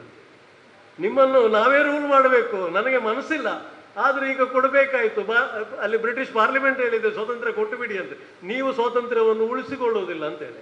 ನಾನು ಅದು ಹೇಳ್ತೇನೆ, ಸ್ವಾತಂತ್ರ್ಯ ಉಳಿಸಿಕೊಳ್ಳೋದು ಬಿಡುವುದು ಅದು ನಮ್ಮಲ್ಲಿದೆ, ಅವ ಹೇಳಬೇಕಂತ ಇಲ್ಲ. ಆದರೆ ಒಂದಂತೂ ಸತ್ಯ, ಈ ದೇಶದಲ್ಲಿ ನಾವು ಯಾವಾಗ ಡೆಮೋಕ್ರಸಿಯನ್ನು, ಯಾವಾಗ ರೂಲ್ ಆಫ್ ಲಾ ಅಂತಲ್ಲಿ ಇಂಟ್ರೊಡ್ಯೂಸ್ ಮಾಡಿದೆವ, ಯಾವಾಗ ನಮಗೆ ರೈಟ್ಸನ್ನು ಇಂಟ್ರೊಡ್ಯೂಸ್ ಮಾಡಿದೆವ, fundamental rights, guaranteed right to speech, right to expression, right of movement. ಈಗ ಪಾರ್ಲಿಮೆಂಟಿಂದ ಹೊರಗೆ ಹೋಗುವುದು ಕೂಡ ರೈಟ್ ಆಫ್ ಮೂವ್ಮೆಂಟ್ ಆಗಿಬಿಟ್ಟಿದೆ. ಅಲ್ಲಿ ಕೂಗಾಡಿದರೂ ಕೂಡ ಅದು ರೈಟ್ ಆಫ್ ಎಕ್ಸ್ಪ್ರೆಷನ್ ಆಗಿದೆ. ಆದರೆ ಅದಕ್ಕೆ ಒಂದು ಲಿಮಿಟೇಷನ್ ಇಲ್ವ? So sometimes I feel democracy is misused in this country. That misuse is reflected in the present day world. The criminal procedure or the criminal justice system has become a mockery in the past several decades. The accused or the culprits are celebrated in the court of law. We are also defense lawyers. We know it is our duty. We do our duty. Nobody can question our integrity to the profession towards our client. As you all know, there are 3 duties for a lawyer. I should remind you, my younger friends here, first and the foremost duty is towards your client. So we have to protect him. ಯಾವ ರೀತಿಯಲ್ಲಿಯೂ ಆದಿತ್ತು, ನಾವು ಲಕ್ಷ್ಮಣ ರೇಖೆ ಮೀರಿ ಆದರೂ ನಮ್ಮ ಕಕ್ಷಿಗಾರನನ್ನು protect ಮಾಡಬೇಕು. Similarly V have got A duty towards the court. ಎಲ್ಲ ದಾಖಲೆಗಳನ್ನೆಲ್ಲ ವಿಚಿತ್ರ ಸೃಷ್ಟಿ ಮಾಡಿಕೊಂಡು, ಸಾಕ್ಷಿದಾರರನ್ನೆಲ್ಲ ಬೆದರಿಸಿಕೊಂಡು, ವಕೀಲರೇ ರಿವಾಲ್ವರ್ ತೋರಿಸಿ ಸಾಕ್ಷಿ ಹೇಳಿಸಿದ್ರೆ ಅದು ತಪ್ಪಾಗ್ತದೆ. ಡ್ಯೂಟಿ ಟುವರ್ಡ್ಸ್ ದಿ ಕೋರ್ಟ್ ಅಂತ ಹೇಳುವಂಥದ್ದಿದೆ, ಸಂವಿಧಾನಿಕ ಡ್ಯೂಟಿ ಇದೆ. Then we have got the third important duty, duty towards the opponent. So we are functioning within our duty. Can you expect all the 140 crores of population are duty bound? I don't think so. ಯಾಕೆ ಹೇಳ್ತೇನೆ ಅಂತ ಹೇಳಿದರೆ, ಈಗ ಕೆಲವು ಬಾರಿ ಈ ಕಾನೂನುಗಳು, panel loss ಅಂತ ಏನೇನಿದೆ, ಅವುಗಳೆಲ್ಲ ಸ್ವಲ್ಪ ಕಠಿಣ ಆಗಬೇಕಾಗ್ತದೆ. ಬದಲಾದ ಸನ್ನಿವೇಶದಲ್ಲಿ ನಮಗೆ ಆಗಿರತಕ್ಕಂಥ ಅನುಭವ, day light murder, my friends, 3 murders, triple murder or double murder. Today those accused, maybe because of the expert lawyers, my senior friend is before me, just I am looking at him, Mr. Srinavaji, maybe because of the expert seniors in the defense section, accused might have been scot-free, but they find the exact loophole in the system to get their client out of the gallows. This is how things are happening. If you take the statistics, my friends, what is the number of conviction rate in this country? There are various reasons. It is not because the judges are liberal. It is not because the lawyers are very intelligent. It may be because of the shabby investigative system, the corrupt practices prevailing is reason for this teasing illusion. Justice delivery system in the criminal field is virtually a standstill. And there are comments that only those poor and the vulnerable sections were fixed in a criminal case. The rich and the high profile personalities, they come out. For what reason? The same 302, the same 376. ಬಡವ ಮಾಡಿದರೆ ಸಾಕ್ಷಿದಾರರು ಇದ್ದಾರೆ, ಶ್ರೀಮಂತ ಮಾಡಿದರೆ hostile ಆಗ್ತಾರೆ. These are all the experiences which we have in our practical. We should understand this. Why deterrence? ಭಾರತೀಯ ನ್ಯಾಯ ಸಂಹಿತೆ brings ಎಲ್ಲ 2 ವರ್ಷ 3 ವರ್ಷ ಇದ್ದದನ್ನು 5 ವರ್ಷ 7 ವರ್ಷ 10 ವರ್ಷ 20 ವರ್ಷ ಕಠಿಣ ಸಜೆ, ಜೀವಾವಧಿ ಅಂತ ಹೇಳಿದರೆ ಉಳಿದ ಜೀವನ ಪೂರ್ತಿ ಮಾಡೋದೇನು? ಇದು ರಾಜ್ಯ ಸರ್ಕಾರದವರು ಸ್ವಾತಂತ್ರ್ಯ ದಿನಾಚರಣೆ ದಿವಸ, ಸಂವಿಧಾನದ ನಮ್ಮ ಗಣರಾಜ್ಯೋತ್ಸವದ ದಿವಸ ಒಂದಷ್ಟು ಜನರನ್ನು ಬಿಟ್ಟುಬಿಡುದು. ಸುಪ್ರೀಂ ಕೋರ್ಟಲ್ಲಿ ಹೋಗಿ ಕ್ಯೂರೇಟರ್ ಅರ್ಜಿ ಹಾಕಿ ಕೂಡ ಕನ್ವಿಕ್ಷನ್ ಆಗಿದೆ ಅಂಥವರನ್ನು ರೆಡ್ಯೂಸ್ ಮಾಡಿ ಸಾಕಪ್ಪ 14 ವರ್ಷ ಅಂತ ನಾವು ಕನ್ಸಿಡರ್ ಮಾಡಿ, ಮತ್ತು ಕಾನೂನಿಗೆ ಕೋರ್ಟಿಗೆ ಏನು ಬೆಲೆ ಇದೆ, ಈ ಜಜ್ಮೆಂಟ್ಗಳಿಗೆ ಏನು ಬೆಲೆ ಇದೆ? ಸೊ ಈಗ ಏನಾಗಿದೆ ಅಂತ ಹೇಳಿದರೆ, ಹೆಚ್ಚಿನ ನಾವೆಲ್ಲರೂ ಡಿಫೆನ್ಸ್ ಕೌನ್ಸಿಲ್ಗಳಾಗಿರೋದರಿಂದ ಇಲ್ಲಿ ಎಕ್ಸೆಪ್ಟ್ ಫ್ಯೂ, ನಾವು ಏನು ತಿಳ್ಕೊಳ್ಬೇಕು, ಇನ್ನು ಮುಂದಿನ ದಾರಿ ಸ್ವಲ್ಪ ಕಠಿಣ ಇದೆ ಅಂತೇಳಿ. ಬದಲಾವಣೆಗಳಾಗಿದ್ದಾವೆ. ಕ್ರಿಮಿನಲ್ ಪ್ರೊಸೀಜರ್ ಕೋಡ್ನ ಅಭ್ಯಾಗತರು ಹೇಳಿದರು, technical evidence, witness may lie but not the technology. Science and technology has been introduced into the criminal justice system. ಇಲ್ಲಿ ನಮಗೆ ಬಹಳ ಕಷ್ಟ ಆದೀತು, ಕಷ್ಟ ಆಗ್ತದೆ. ಯಾಕೆಂತ ಹೇಳಿದರೆ ಮೊನ್ನೆವರೆಗೆ ಇದ್ದ ಕಾನೂನು ಅದೇ ಕಾನೂನಲ್ಲಿ ನಡೆಸ್ತೇವೆ ನಾವು, ಇನ್ನು ಮುಂದಕ್ಕೆ ಈ ಕಾನೂನಲ್ಲಿ ನಡೆಸ್ತೇವೆ. ಕೂತ ಜಡ್ಜರು ಒಬ್ಬರೇ ಇರ್ತಾರೆ, ನಾವು ವಕೀಲರು ನಾವೇ ಇರ್ತೇವೆ. ಇನ್ನಷ್ಟು ಕೇಸುಗಳು ಇದ್ದಾವೆ ಪೆಂಡಿಂಗ್. ಎಲ್ಲದಕ್ಕೂ ಇದು ಇಂಡೈರೆಕ್ಟ್ಲಿ ಈ ಕಾನೂನು ಇನ್ಫ್ಲುಯೆನ್ಸ್ ಮಾಡಿತ್ತು. ನಾನು ಇವತ್ತು 2.5 ಗಂಟೆವರೆಗೆ ನನ್ನನ್ನು ಕೂಡ ಇನ್ ಕ್ಯಾಮರಾದ ಒಳಗೆ ಹಾಕಿದ್ರು ಪೋಕ್ಸೋ ಕೋರ್ಟಲ್ಲಿ. 2 ಪ್ರಾಸಿಕ್ಯೂಟ್ರಿಕ್ಸ್ಗಳನ್ನು ಎಕ್ಸಾಮಿನ್ ಮಾಡಬೇಕು. ಎಲ್ಲ ಹಾಸ್ಟೈಲ್ ಆಗಿಬಿಟ್ರು. ನನಗೇನು ಕೆಲಸ ಇರಲಿಲ್ಲ. ಪ್ರಾಸಿಕ್ಯೂಟರ್ ಮತ್ತು ಜಡ್ಜರು ತಲೆ ಹೊಡ್ಕೊಳ್ತಾ ಇದ್ರು, ನಾನು ಮೊಬೈಲ್ ನೋಡ್ಕೊಂಡು ಕೂತಿದ್ದೆ. ಹೊರಗೆ ಬರಲಿಕ್ಕೆ ಬಿಡಲಿಲ್ಲ. ಆದರೆ ಏನಾಯಿತು ಅಂತ ಹೇಳಿದರೆ, ನನ್ನ ಜೂನಿಯರ್ ಕೊಲೀಗ್ ಹತ್ರ ಹೇಳಿದೆ, ಇದು ಸರಿ, witness may lie your turn hostile, what about the gadgets? ನಗ್ನ ಫೋಟೋಗ್ರಾಫ್ಸ್ ಮೈನರ್ ಹೆಣ್ಣು ಮಗಳದ್ದನ್ನು ಕಳಿಸಿದ್ದಾರೆ ಮೊಬೈಲಲ್ಲಿ. Is it not a scientific evidence? FSL related evidence ಬರ್ತದೆ. 164 ಸ್ಟೇಟ್ಮೆಂಟ್ ದಂಡಾಧಿಕಾರಿಯವರ ಮುಂದೆ, ನ್ಯಾಯಾಧೀಶರ ಮುಂದೆ ರಿಸೀವ್ ಮಾಡಿದ್ದಾರೆ. ಎಲ್ಲವನ್ನು ಇವಳು ವಿಟ್ನೆಸ್ ಬಾಕ್ಸಲ್ಲಿ ಎಲ್ಲ ಹೇಳಿದೆ. ನಾನು ಹೇಳಲೇ ಇಲ್ಲ, ನಾನು ಕೊಡಲೇ ಇಲ್ಲ, ಬಿಡಲೇ ಇಲ್ಲ. ಆದರೆ ರಿಲೆವೆನ್ಸಿ ಆಫ್ ಫ್ಯಾಕ್ಟ್ಸ್, ಇಂಥ ಪ್ರಕರಣಗಳಲ್ಲಿ ನಾವು ಲೈಟರ್ ವೇಯಲ್ಲಿ ತಗೊಳ್ಳಿಕ್ಕೆ ಆಗೋದಿಲ್ಲ. ಅಂಥದ್ದೆಲ್ಲ ಕಾನೂನುಗಳನ್ನು ಈಗ ಇಂಟ್ರೊಡ್ಯೂಸ್ ಮಾಡಿದ್ದಾರೆ. ಇದು ನಮ್ಮ ಟರ್ಮ್. ಈಗ ನಮ್ಮ ತಜ್ಞ ಮನಸ್ಸನ್ನು ಹೊರಗೆ ಹಚ್ಚುವ ಕಾಲ ಬಂದಿದೆ. ದಯವಿಟ್ಟು ನಾನು ಎಲ್ರಿಗೂ ಹೇಳುವಂಥದ್ದು, ಎಲ್ರಿಗೂ ಗೊತ್ತಿದೆ, ನಾವು ಡೈಲಿ ಪ್ರಾಕ್ಟೀಸ್ ಮಾಡುವವರು. ಆದರೆ ಇದು ಕೇಸ್ ಸ್ಪೆಸಿಫಿಕ್ ಆಗೋದು ಬೇಡ. ನಮ್ಮಲ್ಲಿ ಒಂದಂತೂ ಇತ್ತು, ಕೇಸ್ ಬರಡಿಯ ಬೊಕ್ಕ ತೂಕ, ಟ್ರಯಲ್ ಶುರುವಾಡಿಯ ಅಪಗ ತೂಕ, ಟ್ರಯಲ್ ಶುರುವಾದ ಇವಾಗಲ್ಲ ಆರ್ಗ್ಯುಮೆಂಟ್ ಬರಡಿಯ ಬೊಕ್ಕ ತೂಕ ಅಂತ ಹೇಳುವಂಥ ಕಾಲ ಇತ್ತು. ಆರ್ಗ್ಯುಮೆಂಟ್ ಪ್ರಾಸಿಕ್ಯೂಟರ್ ಅದಾದ ಮೇಲೆ ನಾವು ಸ್ವಲ್ಪ ಅಲರ್ಟ್ ಆಗೋದಿದ್ದು. ಈ lords of the last bench ಮಾಡೋದಿದೆ, ಕೊನೆಯ ಕ್ಷಣದ ಪ್ರಯತ್ನ. ಯಾಕಂದರೆ ನಮಗೂ ಸಮಯ ಸಾಕಾಗೋದಿಲ್ಲ. ಎಲ್ಲ ಸಮಸ್ಯೆಗಳನ್ನು ನಾವು ಇಟ್ಟುಕೊಂಡು ಮೊದಲಿಂದಲೇ ಪ್ರಿಪೇರ್ ಮಾಡಿದವರು ಇದ್ದಾರೆ, ಕ್ಷಮಿಸಬೇಕು. ನಾನು ಎಷ್ಟೋ ಸೀನಿಯರ್ಗಳು ಈಗ MSS ಅವರಿದ್ದರು, ಪುರುಷರು ಟೇಲ್ ಎಂಡರ್ಸಿಂದ ಹಿಡಿದು ಟಾಪ್ ಬ್ಯಾಟ್ಸ್ಮನ್ವರೆಗೆ ಹೇಗೆ ಕ್ರಾಸ್ ಮಾಡಬೇಕು, ಕೊರಾಬರೇಷನ್ ಹೇಗೆ ಬರಬೇಕು, ಇಂಪ್ರೂವ್ಮೆಂಟ್ಸನ್ನು ಹೇಗೆ ತೋರಿಸಬೇಕು ಅಂತ ಹೇಳುವುದನ್ನು ಸ್ಟಡಿ ಮಾಡಿದ ನಮ್ಮ ಹಿರಿಯರು ಇದ್ದರು. ಆದ್ದರಿಂದ ನಮ್ಮ ಮಂಗಳೂರು ಬಾರಿಗೆ ನಾನು ತಿಳ್ಕೊಳ್ತೇನೆ, ಅವರಿಂದಾಗಿ ನಾವಿದ್ದೇವೆ ಅಂತೇಳಿ. ನಮ್ಮಲ್ಲಿಯೂ ಕೂಡ ಅಂತ ಕ್ರೀಮಿ ಲೇಯರ್ಸ್ ಬೇಕು. ಯಂಗ್ಸ್ಟರ್ಸು ದಯವಿಟ್ಟು ಕಾನೂನು ಪ್ರಾಕ್ಟೀಸ್ ಮಾಡ್ತೀರಿ, ಗೋಸ್ಬರಿಯಲ್ಲಿ ಕೊಂಡೋಗೋದು ನಾವು ಬೇಡ. ಸ್ವಲ್ಪ let us be learned people, learned advocates. The learnedness should be shown in deeds, not in words. That is the purpose. IPC, there are drastic changes made. Case ಬರುವಾಗ ನೋಡೋದಕ್ಕಿಂತ, ಯುದ್ಧ ಕಾಲೇನ ಶಸ್ತ್ರಾಭ್ಯಾಸ ಮಾಡೋದಕ್ಕಿಂತ ನಾವು ಈಗಲೇ ಸ್ವಲ್ಪ ತರಬೇತಿ ಪಡ್ಕೊಂಡ್ರೆ ಇದು ಉತ್ತಮ ಅಂತ ನಾನು ಭಾವಿಸ್ತೇನೆ. ಎಲ್ಲ ಸೆಕ್ಷನ್ಗಳು ಇದರಲ್ಲಿ ಲಿಸ್ಟ್ ಮಾಡಿದರೆ, ತಾವು ಓದ್ಕೊಂಡು ಹೋಗ್ತೀರಿ. ಲಿಸ್ಟಲ್ಲಿ ಸ್ಪಷ್ಟವಾಗಿ ಬರೆದಿದೆ ಯಾವುದು ಬದಲಾವಣೆಗಳನ್ನು ತಂದಿದ್ದೇವೆ, ಯಾವ ಕಾರಣಗಳಿಗೆ ಬದಲಾವಣೆ ತಂದಿದ್ದೇವೆ, ಶಿಕ್ಷೆಯ ಪ್ರಮಾಣ ಎಷ್ಟು ಹೆಚ್ಚುವರಿ ಮಾಡಿದ್ದಾರೆ, ಎಲ್ಲವೂ ಇದೆ. ಒಂದೆರಡನ್ನು ಓದಿ ಹೇಳ್ತೇನೆ. ಈಗ IPCಯಲ್ಲಿ ಸೆಕ್ಷನ್ಸ್ಗಳು ತುಂಬ ಕಡಿಮೆ ಆಗಿದೆ. ಯಾವುದು ಕಡಿಮೆ ಆದದ್ದು? ಆ ಡೆಫಿನೇಷನ್ ಕ್ಲಾಸಿಗೆಲ್ಲ ಒಂದೊಂದು ಸೆಕ್ಷನ್ಸ್ ಇತ್ತು ಸ್ವಾಮಿ, ಒಂದೊಂದು ವರ್ಡಿಗೆ ಒಂದೊಂದು ಸೆಕ್ಷನ್ ಇತ್ತು. ನಿಯರ್ಲಿ 35 to 45 ಸೆಕ್ಷನ್ಸ್ ಆರ್ ನಾವು ಸೆಕ್ಷನ್ 2 ಅಲ್ಲಿ ABC 1 2 3 4 5 6 34 ಅಂತ ಕೊಟ್ಟಿದ್ದಾರೆ. ಎಲ್ಲ ಹೊಸ ಕಾನೂನುಗಳಲ್ಲಿ ಆ ಡೆಫಿನೇಷನ್ ಕ್ಲಾಸಲ್ಲಿ ಸೆಕ್ಷನ್ 2 ಹೆಚ್ಚಿನ ಕಾಯ್ದೆಯಲ್ಲಿ, if I am not mistaken, in most of the enactments we find section 2 is the definition clause. There are many clauses, but under the British law, the IPC, we find for each and every definition there is a section. ಆದ್ದರಿಂದ ಈ 511 ಹೋಗಿ 358 ಆದದ್ದು. ಯಾಕಂತ ಹೇಳಿದರೆ ಅದು 358ಕ್ಕೆ ಇಳಿದರೆ ಇನ್ನಷ್ಟು ಸೇರ್ಪಡೆ ಆಗಿದೆ. ಅದನ್ನು ತಾವು ದಯವಿಟ್ಟು ಗಮನಕ್ಕೆ ತೆಗೆದುಕೊಳ್ಳಿ.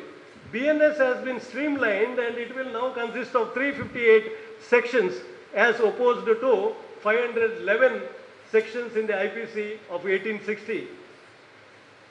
All 3 incomplete category offences, attempt, abatement and conspiracy, are brought together under one chapter. That is chapter number 4 of the BNS 2023. Earlier these offences were part of different chapters. ಎಲ್ಲೆಲ್ಲೋ ಇದ್ದು ಆಗಲಿಲ್ಲ, ಅಟೆಂಪ್ಟ್ಗಳ ಬಗ್ಗೆ ಇದ್ದಂಥ ಎಲ್ಲವನ್ನು ಕೂಡ ಈಗ ಇದರಲ್ಲಿ ಹೆಚ್ಚುವರಿಯಾಗಿ ಕೋಡಿಫೈ ಮಾಡಿದ್ದಾರೆ. ಒಂದು ಲೆಕ್ಕದಲ್ಲಿ ನಮಗೆ ಅದಕ್ಕೆ ಸಂಬಂಧಪಟ್ಟ ಚಾಪ್ಟರನ್ನು ನೋಡಿದರೆ ನಮ್ಮ ಅವಶ್ಯಕತೆಗೆ ಬೇಕಾದ ರೀತಿಯಲ್ಲಿ ನಾವು ತಿಳುವಳಿಕೆ ಪಡ್ಕೊಳ್ಬೋದು ಅಂತ ಭಾವಿಸ್ತೇನೆ. For the first time community service has been introduced as one of the punishment in section 4 of the BNS 2023. It has been specifically provided that 6 petty offences like non-appearance in response to a proclamation, attempted to commit suicide, to compel or restrain exercise of lawful power of public servant, petty theft on return of theft money, misconduct in public by a drunken person, defamation, etc. It introduces the reformative approach in the punishment scheme, which is aimed towards achieving nyaya in the society. So this is the basic deviation. This is the basic deviation.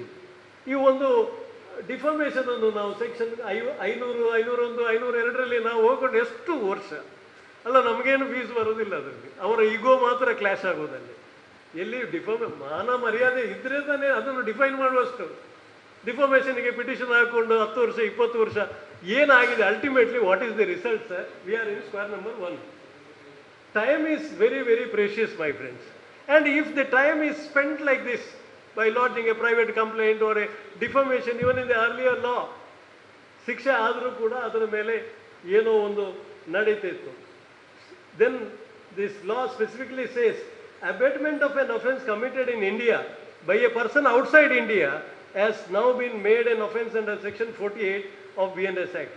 ಇಲ್ಲಿ ಮಾಡಿದರೆ ನಮ್ಮ territory, ಎಲ್ಲಿ ಮಾಡಿದರೆ ಮಾತ್ರ ಒಫೆನ್ಸು ಅಂತ ಹೇಳಿದರೆ ಇಲ್ಲಿ case register ಆಗ್ತಿತ್ತು. ಎಲ್ಲೋ ಒಬ್ಬ ಏನೋ ಹೇಳಿದ. ಈಗ ಇಲ್ಲಿ ಹೇಳುವವರ ಸಂಖ್ಯೆ ಜಾಸ್ತಿ ಆಗಿದೆ. ಈ ಪೊಲೀಸ್ ವ್ಯವಸ್ಥೆ ಸಾಕಾಗಲಿಕ್ಕಿಲ್ಲ. ನಮಗೆ ಅಂಬಾಸೆಡರ್ ಕಾರ್ಡ್ನ ಕೇಸಿಗೆ ನಾವು ಈಗಿನ ಬೆನ್ಸಿದ್ದು ಇಂಜಿನ್ ಫಿಕ್ಸ್ ಮಾಡಿದರೆ ಸಾಕಾಗೋದಿಲ್ಲ. ಅದೀಗ ನಡೀತಾ ಇರುವಂಥದ್ದಿಲ್ಲಿ ಕಾನೂನು ಬಂದಿದೆ, ಇನ್ಫ್ರಾಸ್ಟ್ರಕ್ಚರ್ ಇನ್ನೂ ಕೂಡ ವ್ಯವಸ್ಥಿತವಾಗಿ ಅದನ್ನು ನಾವು ಸರಿಪಡಿಸಿಕೊಳ್ಳಿಲ್ಲ.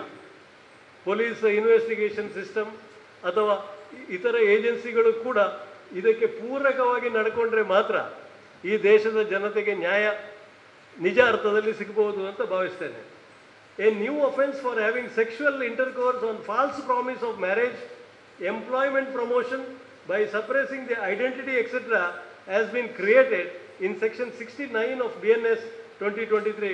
ಉದ್ಯೋಗ ಕೊಡ್ತೇನೆ ಅಂತೇಳಿ ಮೊದಲು ಇರಲಿಲ್ಲ. ಅದು ಆಮಿಷ ಒಡ್ಡಿ ದೈಹಿಕ ಸಂಪರ್ಕ. It is for the first time that the offence of snatching has been introduced in the BNS 2023. ದರೋಡೆ, ಸುಲಿಗೆ ಎಲ್ಲ ಇತ್ತು, ಸ್ನ್ಯಾಚಿಂಗ್ ಅಂತ ಹೇಳುವ ವಿಚಾರದ ಬಗ್ಗೆ ಇರಲಿಲ್ಲ. ಥೆಫ್ಟ್ ಮಾಡಿದ ಅಂತ ಹೇಳ್ತಿದ್ದು. ಒಂದು ಹೆಣ್ಣುಮಗಳು ನಡ್ಕೊಂಡು ಹೋಗಿದ್ದ, ಕುತ್ತಿಗೆಯಲ್ಲಿದ್ದು ಸರ ಸ್ನ್ಯಾಚ್ ಕಿತ್ಕೊಂಡು ಕಳ್ಳತನ ಮಾಡಿದ. ಕಳ್ಳತನ ಮಾತ್ರ ಅಲ್ಲಿ ಒಫೆನ್ಸ್ ಇತ್ತು. ಈಗ ಸ್ನ್ಯಾಚಿಂಗ್ ಒಂದು ಒಫೆನ್ಸ್ ಆಗಿದೆ. ಅದೆಲ್ಲ ಬದಲಾವಣೆಗಳಿದ್ದಾವೆ. ಯಾಕಂದರೆ ನಮಗೆ ಅಂಥ ಕೇಸುಗಳು ಇನ್ನು ಮುಂದಕ್ಕೆ ತುಂಬ ಬರಲಿಕ್ಕಿದೆ, ಬರ್ತಾ ಇರ್ತವೆ.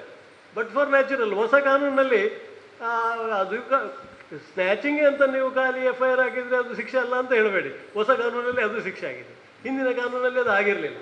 It is for the first time that the offence of snatching has been introduced in the BNS 2023.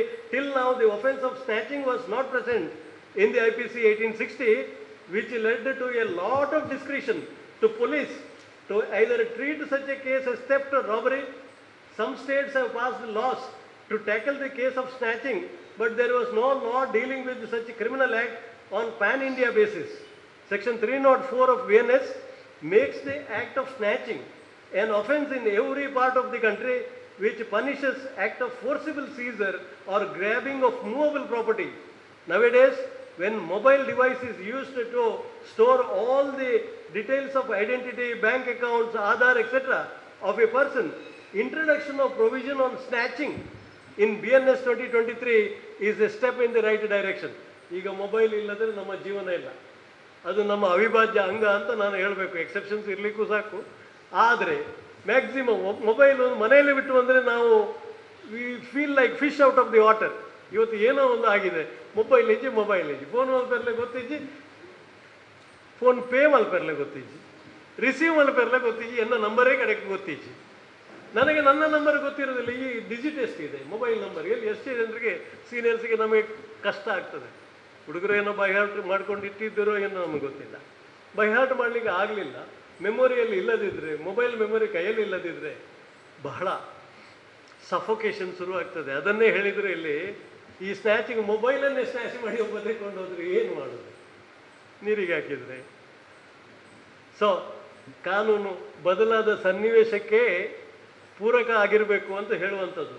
The age based parameter for different punishment for gang rape of A minor girl has been removed in the BNS 2023, and now section 70 clause 2 prescribes life imprisonment till a reminder of that person's natural life or death for gang rape of a woman below the age of 18 years. ಯಾಕೆ codify ಆಗಬೇಕಿತ್ತು? Justice Verma committee ತಾವು ತಿಳ್ಕೊಳ್ಬೇಕು. ನಿರ್ಭಯ ಪ್ರಕರಣ ಡೆಲ್ಲಿಯಲ್ಲಿ ಆಯ್ತು, ರಾತ್ರಿ ಹಗಲಾಯಿತು. ಹೆಣ್ಣು ಮಗಳ ಜೀವ ಬದುಕಿಸಬೇಕು ಅಂತೇಳಿ ಸಿಂಗಾಪುರಕ್ಕೆ ಕೂಡ ಯಾರು ಲಿಫ್ಟ್ ಮಾಡಿದರು, ಅಲ್ಲಿ ಟ್ರೀಟ್ಮೆಂಟ್ ಕೊಟ್ಟರು, ನಮ್ಮಿಂದ ಬದುಕಿಸ್ಲಿಕ್ಕೆ ಆಗಲಿಲ್ಲ. ಯಾರು ಲಿಫ್ಟ್ ಮಾಡಿದ ಕೂಡಲೇ ಸಣ್ಣ ವಿಚಾರ ಅಲ್ಲ, ಅಂದಿನ ಗೌರ್ಮೆಂಟು ಲಿಫ್ಟ್ ಮಾಡಿದ್ರು, ಬದುಕಿಸ್ಲಿಕ್ಕೆ ಆಯ್ತಾ ನೋಡಿದ್ರು. ಆದರೆ ಜಾಗತಿಕವಾಗಿ ನ್ಯೂಸ್ ಆಯಿತು, ಭಾರತದಲ್ಲಿ ಹೆಣ್ಣು ಮಕ್ಕಳಿಗೆ ಸೆಕ್ಯೂರಿಟಿ ಇಲ್ಲ, ಇಲ್ಲಿ ರೇಪ್ ಆಗ್ತದೆ, ಬಾರ್ಬೇರಿಕ್ ಆಗಿ ರೇಪ್ ಮಾಡ್ತಾರೆ. How the injuries have been inflicted. Most of us are aware of this. Overnight, within 24 hours, Justice Verma committee was formed and a stringent law was brought. And you will appreciate most of the provisions relating to rape or offense against women and children, ಎಲ್ಲವೂ section A B ಅಂತ ಹೊಸ ಸೆಕ್ಷನ್ಗಳನ್ನೆಲ್ಲ add ಮಾಡ್ತಾ ಹೋದ್ರು. That is required to be codified. ಈಗ codify ಮಾಡಿದ್ದಾರೆ. ನಮಗೆ ಒಂದು ಲೆಕ್ಕದಲ್ಲಿ ಸುಲಭವೇ, ಎಲ್ಲ ಸೆಕ್ಷನ್ಸನ್ನು ಓದಿಕೊಂಡು ಅದನ್ನು ಒಂದರಲ್ಲಿ ಕೋಡಿಫೈ ಮಾಡಿ ಹೇಳಿದ್ದಾರೆ. ರೇಪ್ ಅಂತ ಹೇಳಿದರೆ ಏನು, ಅದಕ್ಕೆ ಪನಿಷ್ಮೆಂಟ್ ಎಷ್ಟು ಕೊಡಬೇಕು ಅಂತ ಹೇಳೋದನ್ನು ಸ್ಪಷ್ಟವಾಗಿ ಹೇಳಿದ್ದಾರೆ. ಅದೇ ರೀತಿ ಈ instances are the rise where women are also involved in cases of assault and use of criminal force. Equality, ನಾವೆಲ್ಲರೂ ಲಾ ಕಾಲೇಜಲ್ಲಿ ಇರುವಾಗ ದೊಡ್ಡ ಡಿಬೇಟ್ ಮಾಡ್ತಾ ಇದ್ದೇವೆ. Women are equal, we are 50-50. Are you ready to take this now? ಗಂಡಸರೇ ಹೆಂಗಸರಿಗೆ ಹೊಡೆಯುವ ಕಾನೂನಿತ್ತು, gender based. ಈಗ ಹೆಂಗಸರು ಗಂಡಸರಿಗೆ ಹೊಡೆದ್ರು ಕೂಡ ಶಿಕ್ಷೆ. So this is the age based parameter for different punishment for the instances where women are also involved in cases of assault or use of criminal force against another woman to disrobe her or engaging in act of voyeurism. These two criminal acts have been made gender neutral under section 76 and 77. disrobe ಮಾಡೋದು, ಮಾನಹಾನಿ ಮಾಡುವ ರೀತಿಯಲ್ಲಿ ಅವಳ secret ಪಾರ್ಟಿಗೆ ಅಥವಾ ಬಟ್ಟೆ ಹರಿಯೋದು, ಇಂಥದ್ದೆಲ್ಲ ಮಾಡಿದ್ರು. ಇದು ಗಂಡಸರಿಗೆ ಮಾತ್ರ ಇತ್ತು. ಈಗ ಹೆಂಗಸರು ಕೂಡ ಮಾಡಿದರೆ ತಪ್ಪಾಗ್ತದೆ. ಸೊ ಹೆಂಗಸರು ಅಂತ ಹೇಳಿ ಬಿಡ್ಲಿಕ್ಕೆ ಆಗೋದಿಲ್ಲ. The act of hiring, employing or engaging a child to commit an offence. ಮಗುವನ್ನು ಪ್ರಿಪೇರ್ ಮಾಡುವಂಥದ್ದು ಕಳ್ಳತನ ಮಾಡಲಿಕ್ಕೆ ಅಥವಾ ಇನ್ನೊಂದು ಅಫೆನ್ಸ್ ಮಾಡಲಿಕ್ಕೆ. ಇದಕ್ಕೆ ಇನ್ನೂ ಸೇರಿಸಬೇಕಾದಿತ್ತು ನಾವು. ಯಾಕಂತ ಹೇಳಿದರೆ ಈಗ ಮಕ್ಕಳಿಗೆ ಅಥವಾ ದೊಡ್ಡವರಿಗೂ ಕೂಡ ಈ ನಾರ್ಕೋಟಿಕ್ಸನ್ನು ಕೊಟ್ಟರೆ ಈಗ ಜನ ರೆಡಿ ಇದ್ದಾರೆ, ಯಾವ ಕೆಲಸವನ್ನು ಕೂಡ ಮಾಡ್ತಾರೆ. ಯಾಕಂದರೆ ಅವರಿಗೆ ಧೈರ್ಯ ತುಂಬುತ್ತದೆ. ಈ ಗಾಂಜಾ ಸೇವನೆ ಮಾಡಿದವ್ರನ್ನೇ ಬಿಡ್ತಾ ಇದ್ದಾರೆ ಈಗ ದೊಡ್ಡ ಮನುಷ್ಯರು. ಕ್ರೈಮ್ ಮಾಡಬೇಕಿದ್ರೆ ಅವರು ಸಿಕ್ಕಿ ಬೀಳುವುದಿಲ್ಲ. ಸೊ ಇಂಥದ್ದೆಲ್ಲ ಹೈಯರ್ಡ್ ಎಲಿಮೆಂಟ್ಸ್ ಬಗ್ಗೆ ಕೂಡ ಈ ಕಾನೂನಿನಲ್ಲಿ ಬದಲಾವಣೆ ಕಾಣ್ತಾ ಇದೆ ಟು ಟ್ಯಾಕಲ್ ಆರ್ಗನೈಸ್ಡ್ ಕ್ರೈಮ್. ಇದಕ್ಕೆ ಮೊನ್ನೆ ಸ್ವಲ್ಪ ಪಾರ್ಲಿಮೆಂಟಲ್ಲಿಯೂ ಮತ್ತು ಹೊರಗೆ ಜಗಳ ಆಗಿತ್ತು. Organised crime and terrorist act, offences of organised crime and terrorist act have been added in the Sanhita with a deterrent punishment. Section 111 and 113 of the BNS 2023 punish the commission of attempt, abetment, conspiracy of organized crime and the terrorist act respectively. Both the sections also punish the act of being a member of any organized crime, syndicate or a terrorist organization, harboring or concealing any person who committed any organized crime or a terrorist act, and act of possessing any property derived or obtained from the commission of organized or a terrorist act are introduced in the general penal law of the country. Section 111 on terrorist act has been drafted on the line of UAPA. UAPA ಅಂತ ಹೇಳಿದ್ರೆ unlawful activities prevention act. ಇದರ ಲೈನಲ್ಲೇ ಮಾಡಿದ್ದಾರೆ. IPCಗೂ ಕೂಡ ಬಂತದ್ದು. ಇಲ್ಲದಿದ್ದರೆ ಈಗ ಇದರಲ್ಲಿ ಒಂದಿದೆ, ಈ ನ್ಯಾಯ ಸಂಹಿತೆಯಲ್ಲಿ ಈ ಕಲಮನ್ನು ಇಂಟ್ರೊಡ್ಯೂಸ್ ಮಾಡುವಾಗ ಅದು ಪರ್ಟಿಕ್ಯುಲರ್ ಸೆಕ್ಷನಲ್ಲಿ 111 ಮತ್ತು 113 ತರಬೇಕೋ ಬೇಡೋ ಅಂತ ಹೇಳುವ ಡಿಸ್ಕ್ರಿಷನ್ ಈ ಪೊಲೀಸ್ ಅಧಿಕಾರಿಗಳಿಗೆ ಇದೆ. ತಮ್ಮನ್ನು 112 and 13ಗೆ ಇನ್ವೈಟ್ ಮಾಡಿದರೆ ಭಾರತೀಯ ನ್ಯಾಯ ಸಂಹಿತೆಯ ಕಲಮನ್ನು ಅಲ್ಲಿ ಕಾಣ್ತದೆ ನಮಗೆ. ಮೊನ್ನೆ ಕೂಡ ಜೋಯ್ ಸರ್ ಅವರು ಹೇಳಿದರು, ಇದರಲ್ಲಿ ಕೆಲವು ಬಾರಿ ಆ ಬ್ಯಾಲೆನ್ಸ್ ಅಪ್ರೋಚ್ ತಪ್ಪಿದಾಗೆ ಕಾಣ್ತದೆ. ಮುಂದಕ್ಕೆ it will be well beaten law, we expect that it reaches up to the Supreme Court, till then the sufferers have to suffer. ದೆಹಲಿಯಿಂದ ದೇವಗಿರಿಯಿಂದ ದೆಹಲಿಗೆ ಬರೋದಿದ್ರೆ ಸಾಕು. ಇದು ತೊಗಲಕ ದರ್ಬಾರ್. ಕಾನೂನು ಬರೋದು, ಕಾನೂನು ಹಿಂದೆ ತಗೊಳ್ಳೋದು, ಕಾನೂನನ್ನು ಪುನಃ ರೀಇಂಟ್ರೊಡ್ಯೂಸ್ ಮಾಡೋದು ಅಥವಾ ಬದಲಾವಣೆ ಮಾಡೋದು, ಒಂದು ಸರ್ಕಾರ ಬಂದರೆ ಒಂದು ಕಾನೂನು ಕಿತ್ತಾಕೋದು, ಅದರಲ್ಲಿ ಸಫರ್ ಆದರು. ದೆಹಲಿಯಿಂದ ದೇವಗಿರಿಗೆ ಅಂತ ಹೇಳುವಂಥ ಮಾತು ಬಂದದ್ದು ಹಾಗೆ. ಖಾಲಿ ಕ್ಯಾಪಿಟಲ್ ಸಿಟಿಯನ್ನು ಮಾತ್ರ ತೊಗಲಕರು ಚೇಂಜ್ ಮಾಡಲಿಲ್ಲಂತೆ ದೇವಗಿರಿಗೆ. ದೆಹಲಿಯಲ್ಲಿದ್ದ ಜನ ಎಲ್ಲ ದೇವಗಿರಿಗೆ ಹೋಗಬೇಕು ಅಂತೇಳಿ ಕಟ್ಟಾಪಣೆ ಆಯಿತು. ಅರ್ಧ ದಾರಿಗೆ ಬರುವಾಗ ಅರ್ಧಾಂಶ ಜನ ಸತ್ತೋದ್ರು, ನೀರಿಲ್ಲದೆ ಅನ್ನ ಇಲ್ಲದೆ. ಆವಾಗ ಇವರಿಗೆ ಜ್ಞಾನೋದಯ ಆಯಿತು, ಬೇಡ ನೀವು ತಿರ್ಗಾ ಹೋಗಿ ಅಂತ ಹೇಳಿದ್ರು. ಆವಾಗ ಪುನಃ ಹಿಂದೆ ಹೋಗುವಾಗ ಉಳಿದ ಅರ್ಧಾಂಶ ಜನ ಸತ್ತೋದ್ರು. This is the theory. That should not happen. So ಈ 111 ಪೊಲೀಸರಿಗೆ ಒಂದು ಹೆಚ್ಚುವರಿ ಅಧಿಕಾರ ಇದೆ. They can paint what is the organised crime ಅಂತೇಳಿ. 2ಕ್ಕಿಂತ ಬಾರಿ ಒಫೆನ್ಸ್ ಮಾಡಿದವನನ್ನು ಆರ್ಗನೈಸ್ಡ್ ಕ್ರೈಮ್ನ ಅಂಡರಿಗೂ ತರಬಹುದು. ಅಥವಾ ಅದರಲ್ಲಿ ಬಹಳ ದೊಡ್ಡ ಸೆಕ್ಷನ್ ಮಾಡಿದ್ದಾರೆ. ಇದು ನಮಗೆ ಜಿಜ್ಞಾಸೆಗೆ ಕಾರಣ ಆಗ್ತದೆ. ಲ್ಯಾಂಡ್ ರೆವಿನ್ಯೂ ಆ್ಯಕ್ಟನ್ನು ಮೀರಿಸಿದ ಕಲಂ ಇದು, ಹೊಸತು ಇಂಟ್ರೊಡ್ಯೂಸ್ ಮಾಡಿದ್ದು. Organised crime, any continuing unlawful activity including kidnapping, robbery, vehicle theft, extortion, land grabbing, contract killing, economic offence, cyber crimes, trafficking of persons, drugs, weapons or illicit goods or services, GST ಕೂಡ ಬಂತು, human trafficking for prostitution or ransom by any person or a group of persons acting in concert, singly or jointly, either as a member of an organized crime syndicate or on behalf of such syndicate, by use of violence, threat of violence, intimidation, coercion, or by any other unlawful means to obtain a direct or indirect material benefit, including a financial benefit, shall constitute organized crime. ನೋಡಿ ಏನೆಲ್ಲ ವಿಚಾರಗಳು. It is an inclusive definition of law. It includes everything. At the stroke of the pen, while registering the FIR, it is for the police the power to implicate a person under organized crime. For the purpose of this subsection, organized crime syndicate means a group of 2 or more persons who acting either singly or jointly as a syndicate or gang, including any continuing unlawful activity. Continuing unlawful activity ಅಂತ ಹೇಳಿದ್ರೆ means an activity prohibited by law which is an organized offense punishable with imprisonment for 3 years or more.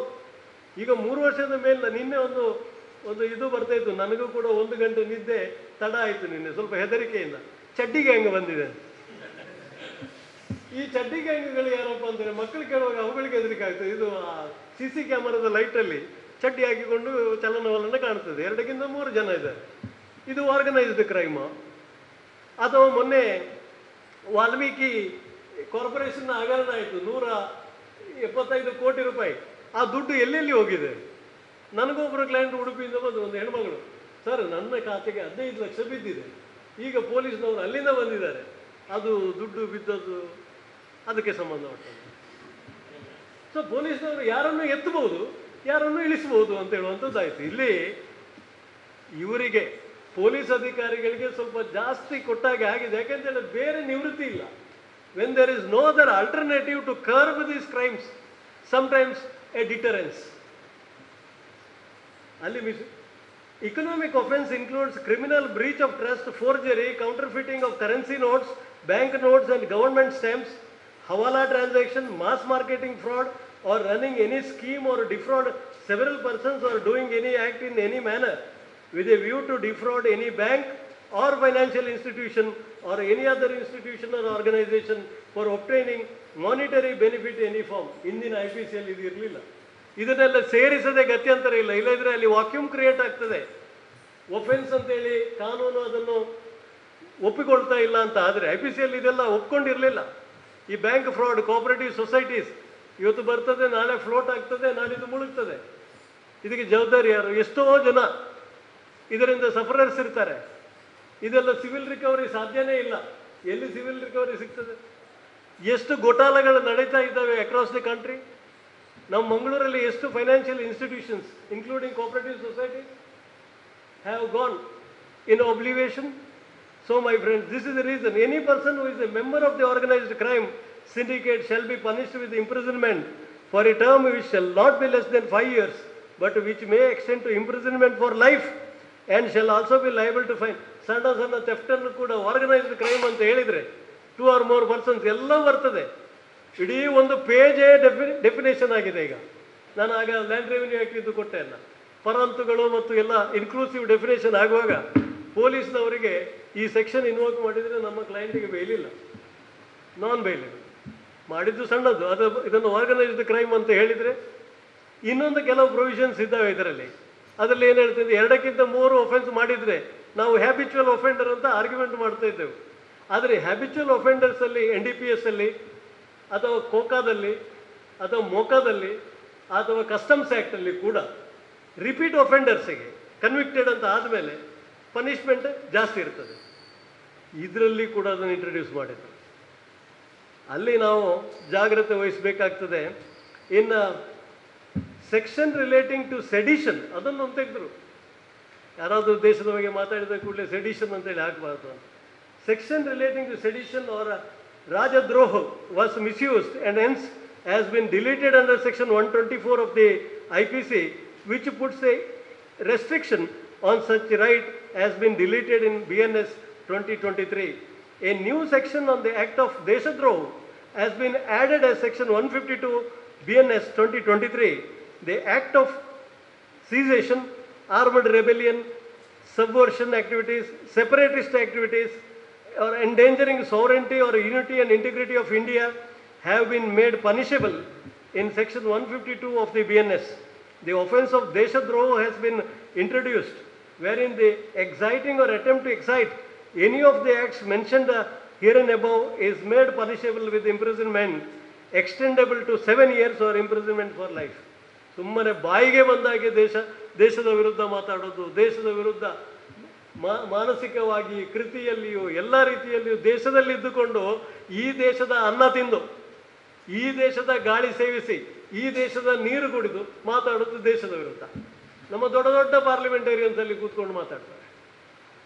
To what extent they should be brought to justice. ಇದು ಬೇರೆ ಯಾವ ದೇಶದಲ್ಲಿಯೂ ಇಲ್ಲ. ನಮ್ಮ ದೇಶದಲ್ಲಿ ಇದೊಂದು ಸಾರಾಸಗಟ್ಟು ಕಾಯಮಾಗಿ ಬಿಟ್ಟಿದೆ. ದೇಶವನ್ನು ತೆಗಳೋದು, ಇನ್ನೊಬ್ಬರನ್ನು ಹೊಗಳೋದು, ನಮ್ಮವರನ್ನು ತೆಗಳೋದು, ಮತ್ತೊಬ್ಬರನ್ನು ಹೊಗಳೋದು. ಆದರೆ ದೇಶ ಮುಖ್ಯ ಅಂತ ಹೇಳುವಂಥದ್ದು ಎಲ್ಲರಿಗೂ ಪ್ರಾಮುಖ್ಯತೆ ಬೇಕು. That patriotism is also somewhere seen the light of the day under BNS 2023. Then my friends, a serious category of culpable homicide related to lynching has been introduced in Bharatiya Nyaya Sanhita. A new provision has been introduced for offences under the category of mob lynching in section 103 of BNS. Special category have been created within the offence for murder and grievous hurt by group of 5 or more persons on the ground of victim's social profile, peculiarly is the race, caste and community. ಒಮ್ಮೆ ದಂಗೆ, ಒಮ್ಮೆ commotion ಶುರುವಾದ ಕೂಡಲೇ murder ಮಾಡೋದು, communal. ಅದನ್ನು ಇಲ್ಲಿ ತಂದಿದ್ದಾರೆ. Mass lynching, murder, spur of the moment. ಅವ ಯಾವ ಜಾತಿ, ಅವ ಹಸಿರು ಅಥವಾ ಕೇಸರಿಯ, ಅವ ನಾಮಧಾರಿಯ ಅಥವಾ ಮತ್ತೊಬ್ಬನ ಅಂತ ಹೇಳಿಕೊಂಡು ಅದು ರೀಸನಿಗೆ ಕೊಲೆ ಮಾಡೋದಾದರೆ ಮಾಸ್ ಲಿಂಚಿಂಗ್ ಕಾನೂನು ಇಂಟ್ರೊಡ್ಯೂಸ್ ಮಾಡಬೇಕಾಯ್ತು, ಮಾಡಿದ್ದಾರೆ. ಸೊ ಕಾನೂನು ಅದಕ್ಕೆ ಹೇಳೋದು ನಿಂತ ನೀರಲ್ಲ, ಬಿಕಾಸ್ ಆಫ್ ದಿ ಎಕ್ಸ್ಪೀರಿಯನ್ಸ್. ಕಾನೂನು ಗಟ್ಟಿಯಾಗ್ತಾ ಹೋಗ್ತದೆ, ಗಟ್ಟಿ ಆಗಲೇಬೇಕು, ಇಲ್ಲದ್ರೆ ಡೆಮೋಕ್ರಸಿ ನಿಲ್ಲಕ್ಕಿಲ್ಲ. ನಾಳೆ ಈ ದೇಶದಲ್ಲಿ 75 ವರ್ಷದ ಏನೋ ಆಚರಣೆ ಎಲ್ಲ ಮಾಡಲಿಕ್ಕೆಲ್ಲ ನಾವು ಗಡದಲ್ಲಿ ಇದ್ದೇವೆ. ಆದರೆ ದೇಶದ ಭವಿಷ್ಯ ಸ್ಟೇಕಲ್ಲಿ ಇಟ್ಟುಕೊಂಡಿರಲಿಕ್ಕೆ ಆಗುವುದೇ ಇಲ್ಲ. ಕಾನೂನು ಬದಲಾಗಬೇಕು ಅಂತ ಪಾರ್ಲಿಮೆಂಟೇರಿಯನ್ಸ್ ಹೇಳ್ತಾರೆ. Section 106(1) causing death by rash negligent act, the punishment has been increased from 2 years to 304A. Accidental death punishment increased from 2 years to 5 years imprisonment, non-bailable ಮಾಡಿದ್ರು. However, for medical practitioners, for medical negligence 304A ಅಲ್ಲಿ ಕೂಡ the punishment will be 2 years. ಅವರನ್ನು ಈ ಡ್ರೈವರ್ಗಳ ಜೊತೆಗೆ ಇಡಲಿಲ್ಲ, ಸ್ವಲ್ಪ ದೂರ ಇಟ್ಟಿದ್ದಾರೆ. Supreme ಕೋರ್ಟ್ನವ್ರು ಹೇಳ್ತಾರೆ ಅವರನ್ನು ಹತ್ತಿರ ಇಡಬೇಡಿ, ಮೆಡಿಕಲ್ ನೆಗ್ಲಿಜೆನ್ಸ್ ಅಂತ ಹೇಳ್ಕೊಂಡು ಶಿಕ್ಷೆ ಕೊಡಲಿಕ್ಕೆ ಆಗೋದಿಲ್ಲ ಅಂತ ಹೇಳುವ ರೂಲಿಂಗ್ಗಳು ಕೂಡ ಇದ್ದಾವೆ. ಇಂದಿನ IPCಯಲ್ಲಿ ಕೂಡ ಸ್ವಲ್ಪ ಬದಲಾವಣೆ ತಂದಿದ್ರು. ಮೆಡಿಕಲ್ ಪ್ರಾಕ್ಟೀಷನರ್ ನಾಳೆ ನಮಗೂ ಕೂಡ ಹಾಗೆ ಮಾಡ್ಯಾರು. ಒಬ್ಬನಿಗೆ ಶಿಕ್ಷೆ ಕೊಟ್ಟರು ಕೋರ್ಟ್ನವ್ರು ಅಂತ ಹೇಳಿ ನಾವು ಸರಿಯಾಗಿ ಡಿಫೆಂಡ್ ಮಾಡಲಿಲ್ಲ, ಅದು ನೆಗ್ಲಿಜೆನ್ಸು. ಕನ್ಸ್ಯೂಮರ್ ಕೋರ್ಟಿಗೆ ಹೋಗ್ಲಿಕ್ಕೆ ಹೊರಟಿದ್ದಾರೆ ಎಲ್ಲರೂ ವಕೀಲರ ವಿರುದ್ಧ. ಅದನ್ನೇನು ಸುಪ್ರೀಂ ಕೋರ್ಟ್ನವರು ಸ್ವಲ್ಪ ನಮಗೆ ರಕ್ಷಣೆ ಕೊಟ್ಟಿದ್ದಾರೆ. ಇನ್ನು ಕ್ರಿಮಿನಲ್ ಕೇಸಲ್ಲಿ ಕೂಡ ಆಯನ ಕೇಸ್ ಗೆಲ್ಪಾದ ಗುರ್ಜಿ ಅಂತೇಳಿ adversary system of government. Adversary system of government one has to win and the other has to lose. ಸೋತವನ ಮೇಲೆ ಕೇಸ್ ಹಾಕುದಾ? ಸೋತವ ಸತ್ತ ಅಲ್ವಾ? ಕೋರ್ಟಿಗೆ ಹೋದವ ಸೋತ, ಅಲ್ಲಿ ಸೋತವ ಸತ್ತ, ಜೊತೆಗೆ ವಕೀಲರನ್ನು ಸೇರಿಸಬೇಕು. So this is how A change is brought in. And my friends, these are the new introduction of law. ಮತ್ತೊಂದು ನಾನು ಇದರಲ್ಲಿ ತಿಳ್ಕೊಂಡದ್ದು ಏನಂತ ಹೇಳಿದರೆ, ಮೊದಲೆಲ್ಲ 500 ರೂಪಾಯಿ, 1,000 ರೂಪಾಯಿ ತಪ್ಪಿದರೆ 2,000 ರೂಪಾಯಿ ಪನಿಷ್ಮೆಂಟ್ ಇತ್ತು ಏನೋ. ಈಗ ಲಕ್ಷ ಲಕ್ಷ. ಸ್ವಲ್ಪ ಆಲೋಚನೆ ಮಾಡ್ತಾರೆ. ಅಣ್ಣೇರು ಬಂಡೇರು ಪೆಟ್ಟು ಮಾಡಿಯಾರು ಹೊತ್ತು ನೆತ್ತೀವಿ ಬೇಕೊರಡವು ಅಣ್ಣೇರು ಪೂಜೆ. This is how the compensation who has to pay. But my humble request is that it is not that introducing all of a sudden a law. Our citizen ನಮಗೆಲ್ಲವೂ ಸಾವಯವ ಬೇಕು, ಮತ್ತೊಬ್ಬರದ್ದು ಬೇಡ ಅಂತ ಹೇಳ್ತೇವೆ ನಾವು. IPC ತೆಗೆಯುವ, ನ್ಯಾಯ ಸಂಹಿತೆ ತರುವ ಅಂತೇಳಿ ಭಾರತೀಯರದ್ದೇ ಭಾರತೀಯರಿಗೆ ಬೇಕು ಅಂತ ಹೇಳ್ತೇವಲ್ವ. ಆದರೆ ಭಾರತೀಯರಿಗೆ ಲೀಗಲ್ ಅವೇರ್ನೆಸ್ ಅನ್ನು ಕೂಡ ಕೊಡುವಂಥ ಸೆಕ್ಷನ್ ಇದರಲ್ಲಿ ಆ್ಯಡ್ ಆಗಬೇಕು. ಕೆಲವು ಸಲ ಕೆಲವು ರೀತಿಯಿಂದಾಗಿ ಜನ ಆರೋಪಿಗಳಾಗ್ತಾರೆ, ಅಪರಾಧಿಗಳಾಗ್ತಾರೆ. ದಾರಿ ತಪ್ಪಿದ ಮಗನೂ ಅಪರಾಧಿ ಆಗ್ಬೋದು. ಯಾಕೆ ದಾರಿ ತಪ್ಪಿದ, ಯಾವುದರಿಂದಾಗಿ ಒಫೆನ್ಸ್ ಕಮಿಟ್ ಮಾಡಿದ ಅಂತ ಹೇಳೋದನ್ನು ಕೂಡ ನಾವು ನಮ್ಮವರಿಗೆ ಶಿಕ್ಷೆ ಕೊಡೋದ್ರಿಂದ, ನಮ್ಮವರಿಗೆ ಪೆನಾಲ್ಟಿ ಹಾಕೋದ್ರಿಂದ, ನಮ್ಮವರಿಗೆ ಲಕ್ಷಾಂತರ ರೂಪಾಯಿ ಎಲ್ಲಿಂದ ಕೊಡ್ತಾರೆ ಸರ್? 20 ಲಕ್ಷವರೆಗೆ ಕಂಪನ್ಸೇಷನ್ ಇದೆ. ಇದ್ರೆ 10 ಲಕ್ಷದಿಂದ ಮೇಲೆ ಹೇಳಿದ ಸೆಕ್ಷನ್ಗಳಿದ್ದಾವೆ. I am not taking you through in to those aspects because it is part of the BNS 2023. ಈಗ ಶಿಕ್ಷೆ ಮಾತ್ರ ಅಲ್ಲ, ಅಲ್ಲಿ ಅಪೀಲ್ ಕೋರ್ಟಿಗೆ ಅಪೀಲ್ ಹೋಗುವಾಗ ಇಂದಿನ ವ್ಯವಸ್ಥೆಯನ್ನು ಜಾರಿ ಮಾಡಿದರೆ ಶಿಕ್ಷೆಯನ್ನು ಸಸ್ಪೆಂಡ್ ಮಾಡಬೇಕಿದ್ರೆ 20 ಲಕ್ಷ ಡೆಪಾಸಿಟ್ ಮಾಡಿ. ಸೊ ಫಸ್ಟ್ ಕೋರ್ಟೇ ಫೈನಲ್ ಕೋರ್ಟ್ ಆಗುವ ಚಾನ್ಸಸ್ ಇದೆ, ದುಡ್ಡು ಇಲ್ಲದವನಿಗೆ ಒಫೆನ್ಸ್ ಮಾಡಲಿಕ್ಕೆ ಹೋದರೆ. ಸೊ ಇದ್ದವ ಮಾತ್ರ ಒಫೆನ್ಸ್ ಮಾಡಲಿ, ನಮಗೂ ಒಳ್ಳೆಯದೇ ಆಯಿತು. ಇದ್ದವ ಒಫೆನ್ಸ್ ಮಾಡಿ ನಮ್ಮ ಹತ್ರ ಬಂದರೆ ಏನಾದರೂ ನಮಗೂ ಫಾಯ್ದಾ ಇದೆ. ಏನು ಇಲ್ಲದವನಿಗೆ ಧರ್ಮಕ್ಕೆ ನಾವು ಕೆಲಸ ಮಾಡಿದರೂ ಕೂಡ ನಮ್ಮನ್ನು ಯಾರು ರೆಕಗ್ನೈಸ್ ಮಾಡಿ ರಾಜ್ಯೋತ್ಸವ ಪ್ರಶಸ್ತಿ ಕೊಡೋದಿಲ್ಲ. ನಾವು ಫ್ರೀ ಸರ್ವಿಸ್ ಕೊಡ್ತೇವೆ ಅಂತ ಯಾವ ಮಗ ಒಪ್ಕೊಳ್ತಾನೆ? ಸುಪ್ರೀಂ ಕೋರ್ಟ್ನ ಚೀಫ್ ಜಸ್ಟಿಸ್ ಕೂಡ ಹೇಳೋದು, ವಕೀಲರುಗಳು ಸ್ವಲ್ಪ ಒಳ್ಳೇದಾಗಬೇಕ್ರಿ, ನೀವು ಯಾಕ್ರಿ ಸ್ವಲ್ಪ ಮಾಡ್ರಿ ಕೆಲಸ, ಸ್ವಲ್ಪ ಕನ್ಸೆಷನ್ ಕೊಡ್ರಿ, ಸ್ವಲ್ಪ ಕೆಲಸ ಮಾಡಿರಿ. ನಮಗೆ ಬುದ್ಧಿ ಹೇಳುವವರಿದ್ದಾರೆ. ನಮ್ಮಲ್ಲಿ ಎಷ್ಟು ಜನ ಟ್ರಯಲ್ ಕೋರ್ಟಲ್ಲಿ 40-50% ಪ್ರಕರಣಗಳಲ್ಲಿ ಉಚಿತವಾಗಿ ಮಾಡ್ತಾ ಇದ್ದೇವೆ. ನಮ್ಮ ಪೆನ್ನು, ನಮ್ಮ ಪೆನ್ಸಿಲು, ನಮ್ಮ ಕಂಪ್ಯೂಟರ್, ನಮ್ಮ ಆಫೀಸು, ನಾವು ಬಾಡಿಗೆ ಕಟ್ಟೋದು. ಅದು ಯಾರ ಗಮನಕ್ಕೂ ಬರೋದಿಲ್ಲ. ವಕೀಲರುಗಳು ಅಂತ ಹೇಳಿದ್ರೆ ಕಿತ್ತುಕೊಳ್ತಾರೆ ಅಂತ ಹೇಳ್ತಾರೆ. ಈಗ ಕಿತ್ತುಕೊಳ್ಳೋದು ಬೇಡ, ಆರೋಪಿಯೇ ಕೊಡಲಿ, ವಕೀಲರು ಕೊಡ್ಲಿಕ್ಕಿಲ್ಲಲ್ಲ 20 ಲಕ್ಷ. ಸೊ ಕಾನೂನು ಬಹಳ ಸ್ಟ್ರಿಕ್ಟ್ ಮಾಡಿದ್ದಾರೆ. So my friends, this is how change has already come into existence. It is not the time to critically analyze this. We have to follow the law of the land. We are bound by the law. This is the rule of law which should prevail the say of one or two or many. So rule of law has come into operation, and this is, we are in the verge, very very important date 1/7/2024. ನಮ್ಮ ಮದುವೆಯ ದಿನಾಂಕ ಮತ್ತು ಹುಟ್ಟಿದ ದಿನಾಂಕ ನೆನಪಿಲ್ಲದಿದ್ದು ತೊಂದರೆ ಇಲ್ಲ. ನಾವು 20ನೇ ಸೆಂಚುರಿಯಲ್ಲಿ, ನೀವೆಲ್ಲ ಹುಡುಗರಲ್ಲ, ನಾವು 20ನೇ ಸೆಂಚುರಿಯಲ್ಲಿ ಹುಟ್ಟಿ, 20ನೇ ಶತಮಾನದಲ್ಲಿ ಹುಟ್ಟಿ 21ನೇ ಶತಮಾನದಲ್ಲಿ ಜೀವನ ಸಾಗಿಸುವವರು. ನಮಗೆ ನಿಮ್ಮ ಟೆಕ್ನಿಕಲ್ ಅಡ್ವಾನ್ಸ್ ಮತ್ತು ಸೈಂಟಿಫಿಕ್ ಅಡ್ವಾನ್ಸ್ಮೆಂಟ್ ಸ್ವಲ್ಪ ಕಷ್ಟ ಆಗ್ತದೆ. ನಾವು ಇದರೊಟ್ಟಿಗೆ ಸೇರ್ಕೊಳ್ಬೇಕಾಗಿದೆ. ನೀವು ಹೆಚ್ಚಿನವರು ಯಂಗ್ಸ್ಟರ್ಸ್ ಇದ್ದೀರಿ, ನೀವು 21ನೇ ಶತಮಾನದವರು, ನಾವು 20ರಲ್ಲಿ ಹುಟ್ಟಿದವರು. ನಮಗೆ ತುಂಬ ಸೆಂಚುರಿ ಗ್ಯಾಪ್ ಇದೆ. ಅದೇ ಗ್ಯಾಪನ್ನು ಇಲ್ಲಿ ತಂದು ಹಾಕಿದ್ರು. ಈಗ ಪ್ರಿವೇಲಿಂಗ್ ಕಾನೂನಿಗೆ ಅದೇ ಓಲ್ಡ್ ಮೇಜರ್ ಆ್ಯಕ್ಟ್, ಹೊಸ ಕಾನೂನಿಗೆ 1/7 ನಂತರ ಆದಂಥ ಗ್ವಾಲಿಯರಲ್ಲಿ ಒಂದು ಪ್ರಕರಣ, ಫಸ್ಟ್ ಪ್ರಕರಣ ಅಂತ ನಮ್ಮ ಹೋಮ್ ಮಿನಿಸ್ಟರ್ ಹೇಳಿದರು. ಇಲ್ಲಿ ಚಿತ್ರದುರ್ಗದಲ್ಲಿ, ಕರ್ನಾಟಕದಲ್ಲಿ ಒಂದು ಫಸ್ಟ್ ಪ್ರಕರಣ ಅಂತ ಹೇಳಿದರು. ಅದಕ್ಕೆಲ್ಲ ಇದು ಹೊಸತು. ನಾಳೆ ಬರುವ FIRಗಳೆಲ್ಲ ನಿಮಗೆ ಹೊಸತು. ಹಳೆಯ FIRಗಳಲ್ಲಿ ಈಗ ಕೇಸ್ ಆಗ್ತಾ ಇದೆ, ಚಾರ್ಜ್ ಫ್ರೇಮ್ ಆಗ್ತಾ ಇದೆ, ಎವಿಡೆನ್ಸಿಗೆ ಬರ್ತಾ ಇದೆ, ಎಲ್ಲವೂ ಹಳತ್ತು. ಆಗ ಎರಡು ಕಾನೂನನ್ನು ಕೂಡ ಒಟ್ಟಿಗೆ ಇಟ್ಕೊಂಡು ತಿರುಗಾಡುವ ಸಂದರ್ಭ ಬರ್ತದೆ. ಸೊ ದಯವಿಟ್ಟು ಈ ಸ್ವಲ್ಪ ಅವಧಿಯಲ್ಲಿ ನಾವೆಲ್ಲ ಏನು ಮಾಡಬೇಕು? I don't believe in one person giving a lecture and others listening. There should be a debate, there should be a mutual discussion over the subject. Group wise ನಾವು ಮಾಡ್ತಾ ಇರ್ಬೋದು ಕೆಲವರು. ನನಗೆ ಯಾಕೆಂದರೆ ನಾವು ಪ್ರಾರಂಭದಲ್ಲಿ ಅದನ್ನು ಮಾಡ್ತಾ ಇದ್ದೆ, ಏನು ಗೊತ್ತಿಲ್ಲ ಅಂತ ಹೇಳಿದರೆ ಒಂದೆರಡು ಜನ ಕೂತ್ಕೊಂಡು ಈ ಪ್ರಶ್ನೆಗಳು ಏನೂ ಇಲ್ಲ. ಇವತ್ತು ಕೂಡ ನಾನು ಹೇಳ್ತೇನೆ, I am proud to say that the system which we follow, the advocates, the respect for the seniors. ಇವತ್ತು ನನಗೆ ಕೆಲವು ಸಮಸ್ಯೆಗಳಿದ್ದರೆ ಪುಸ್ತಕದಲ್ಲಿ ಓದುವಾಗ ಕನ್ಫ್ಯೂಷನ್ ಆಗ್ತದೆ. ಎಲ್ರಿಗೂ ಗೊತ್ತಿದೆ, ಸಮಯದ ಪಾಸಿಟಿ ಎಲ್ರಿಗೂ ಇದೆ. ನಾನು ಪ್ರೇಮನಾಥ್ ಅಣ್ಣನಿಗೆ ಫೋನ್ ಮಾಡ್ತೇನೆ, ಸರ್ ಈ ರೀತಿ ಇದೆ ಕಾನೂನು ಸರ್, ಒಂದು ಏನಾದರೂ ರೆಡಿ ರೆಕನರ್ ಬೇಕಲ್ಲ ನಮಗೆ. ಈಗ ರೆಡಿ ರೆಕನರ್ಗಳು ಕಡಿಮೆ ಆಗಿದೆ, ರೆಕನ್ ಮಾಡುವವರು ಕಡಿಮೆ ಆಗಿದೆ. ಅದರ ಅರ್ಥ ಎಲ್ರಿಗೆ ತಿಳಿದಿದೆ ಅಂತ ನಾವು ತಿಳ್ಕೊಳ್ಬಾರ್ದು. ಆ ತಿಳಿಯುವಂಥ ಆ ಮಾನಸಿಕ ಇದು ಇರಬೇಕು ನಮಗೆ. ಅದಕ್ಕೆ ನಾವು ಸೀನಿಯರ್ಸ್ ಹತ್ರ ಹೋಗುವಂಥದ್ದು. I still remember those days out of the record. ನಮ್ಮ ಸಿ ವಸಂತ್ ಅಂತೇಳಿ ಸೀನಿಯರ್ ವಕೀಲರಿದ್ರು. I always remember it. This is my 31st year of practice. 30 ವರ್ಷ ಕಳೆದೋಯ್ತು, ನನ್ನ ಜೀವನದ ದೊಡ್ಡ ಅಂಶ ಮುಗೀತು. ಆದರೆ ಸಿ ವಸಂತರನ್ನು ನೆನಪು ಮಾಡ್ತೇನೆ ನಾನು. ಯಾಕಂತ ಹೇಳಿದರೆ ಒಂದು ಬಾರಿ ಚಾರ್ಜ್ ಶೀಟ್ ಆಗಿತ್ತು. ಚಾರ್ಜ್ ಶೀಟ್ ಹಾಕಿದರೆ ಆಂಟಿಸಿಪೇಟರಿ ಬೇಲ್ ಸಿಗ್ತದಾ? Arrest is inevitable. Court issued the NBW. Charge sheet ಹಾಕಿದ ಮೇಲೆ ಆರೋಪಿ ಬರಲಿಲ್ಲ. ಚಾರ್ಜ್ ಶೀಟ್ ಹಾಕಿದ ನಂತರ ಯಾರಲ್ಲಿ ಕೇಳೋದು ಅಂತ ಒಂದು ಕೇಸ್ ಬಂದಿದೆ. ಜೂನಿಯರ್ ಮೋಸ್ಟ್ ನೆನಪಾದದ್ದು ಸಿ ವಸಂತ್ ಸಾಹೇಬ್. ಅವ್ರ ಹತ್ರ ಹೋಗಿ ಕೇಳಿದೆ, ಅದೇ ಕೆಳಗಿನ ಬಾರ್ ರೂಮಲ್ಲಿ, ಇಲ್ಲಿ ಬಾ, ಕಾಶಿಯನ್ನು ಕರೆದು ಆ ಬುಕ್ ತಗೊಂಡು ಬಾ. 2 ಡಿಸಿಷನ್ ಇದೆ. ಕರ್ನಾಟಕ ಹೈಕೋರ್ಟ್ ಇದಿಲ್ಲ, ಸುಪ್ರೀಂ ಕೋರ್ಟ್ ಇದಿಲ್ಲ, ಯಾವುದೇ 2 ಬೇರೆ ಹೈಕೋರ್ಟ್ನ ಡಿಸಿಷನ್ಸ್ ಇದೆ, ಇದನ್ನು ಹಾಕು. So that is the spirit my friends. ಕೆಲವು ಸಲ ನಾವು ಭಾಗಿದಾರಿಕೆಯಿಂದ, ಅನುಭವದಿಂದ ನಾವು ಕಲಿಬೇಕಾಗ್ತದೆ. ಆದರೆ ನಾವು ತಪ್ಪಿತಸ್ಥರು, ನಾವು ತಪ್ಪು ಮಾಡಿದ್ದೇವೆ ಅಂತ ಆಗಬಾರ್ದು, ಮುಂಚಿತವಾಗಿ ತಿಳ್ಕೊಳ್ಬೇಕಾಗ್ತದೆ. ಆ ಮುಂಚಿತವಾಗಿ ತಿಳ್ಕೊಳ್ಳುವ ಪ್ರಯತ್ನ ಮಾಡುವ.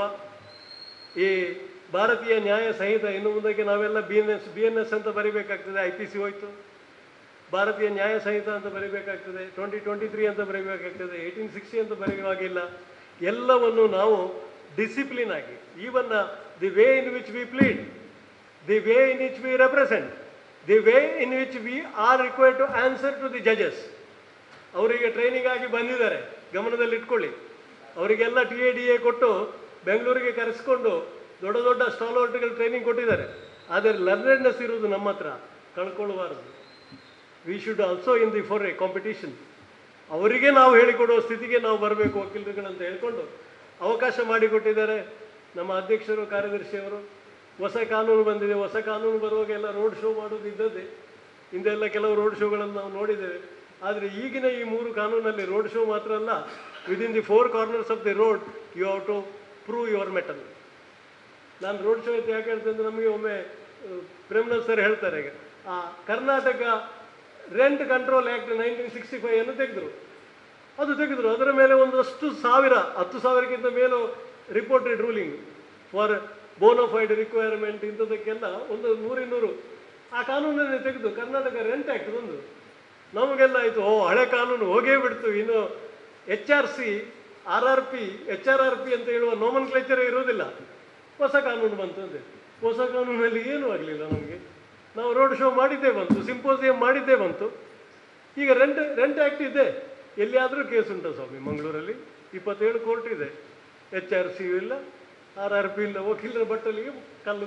HRC ಆದರೂ ಇರ್ತಿದ್ರೆ ಮಗಳ ಮದುವೆಗೆ ಸ್ವಂತಕ್ಕೆ ಬೇಕು ಬೋನೋಫೈಡ್ ರಿಕ್ವೈರ್ಮೆಂಟ್ ಅಂತೇಳಿ ಮದುವೆ ಕಾಗದ ಪ್ರೊಡ್ಯೂಸ್ ಮಾಡಿದರೆ ಮಗಳ ಮದುವೆಗೆ ರೆಡಿ ಆಗ್ತಿತ್ತು ಸುಪ್ರೀಂ ಕೋರ್ಟಲ್ಲಿ 40 ವರ್ಷ. So this delay will be avoid. So the straw is moving in the right direction my friends. Let us feel positive in the law. Whenever amendments comes, we are part of it, we are bound to follow it. But we are not here to criticize, we have to follow. We have to explore.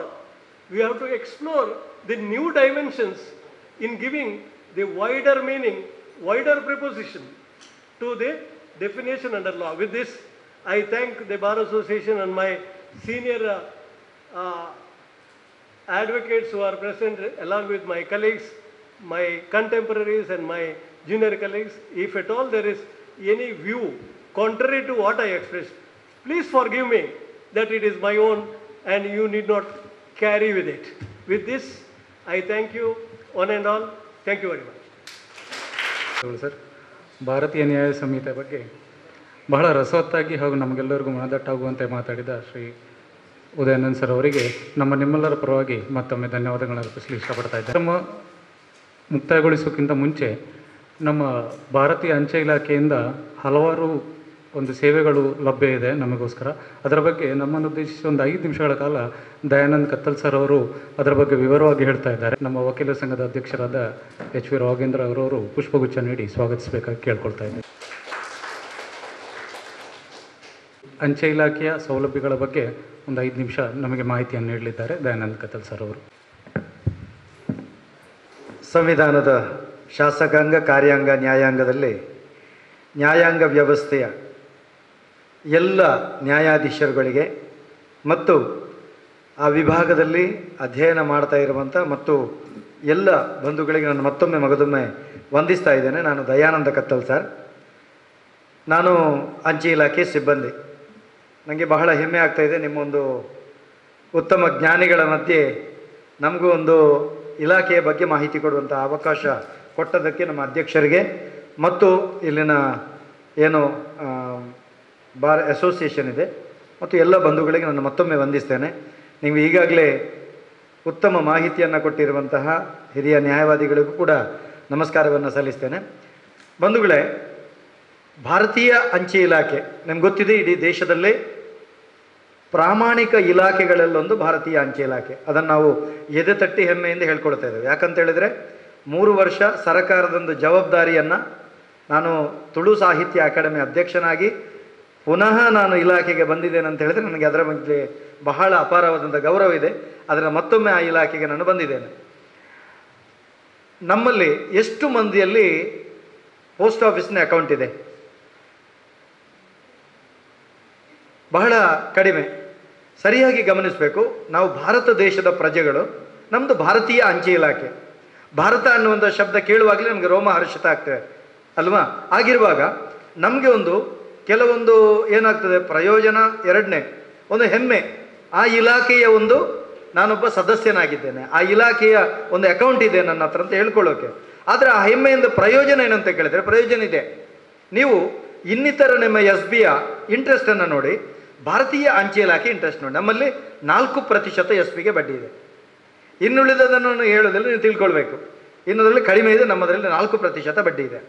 ಆದ್ದರಿಂದ ತಾವೆಲ್ಲರೂ ದಯವಿಟ್ಟು ಭಾರತೀಯ ಅಂಚೆ ಇಲಾಖೆ ಒಂದು ಅಕೌಂಟನ್ನು ಮಾಡಬೇಕು ಅಂತ ತಮ್ಮಲ್ಲಿ ಭಿನ್ನವಿಸ್ಕೊಳ್ತಾ ಇದ್ದು ಒಂದು ಇಲಾಖೆಯ ಸಿಬ್ಬಂದಿಯಾಗಿ. ಇನ್ನೊಂದು, ನಿಮಗೆ ಅನುಕೂಲವಾಗುವಂಥ 2 ವಿಚಾರಗಳ ಬಗ್ಗೆ ಮಾತ್ರ ಹೇಳಿ ನಾನು ಮಾತಿನಿಂದ ವಿರಮಿಸ್ತೇನೆ.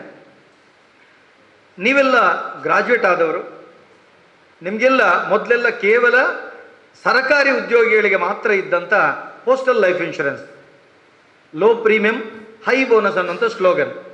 ನಿಮಗೆ ಕಡಿಮೆ ಕಟ್ಟಲಿಕ್ಕೆ ನಿಮಗೆ ಬೋನಸ್ ಹೈ ಇರುವಂಥ ಒಂದು ಪೋಸ್ಟಲ್ ಲೈಫ್ ಇನ್ಶೂರೆನ್ಸ್ ಇದೆ. ಇದರಲ್ಲಿ ನಿಮ್ಮ ವಯೋಮಿತಿಗೆ ಅನುಸಾರವಾಗಿ ನಿಮಗೆ ಕಟ್ಟಲಿಕ್ಕೆ ಸಿಗ್ತದೆ. ಚಿಕ್ಕ ಪ್ರಾಯದವರಿಗೆ ಕಟ್ಟಲಿಕ್ಕೆ ಕಡಿಮೆ ಸಿಗ್ತದೆ.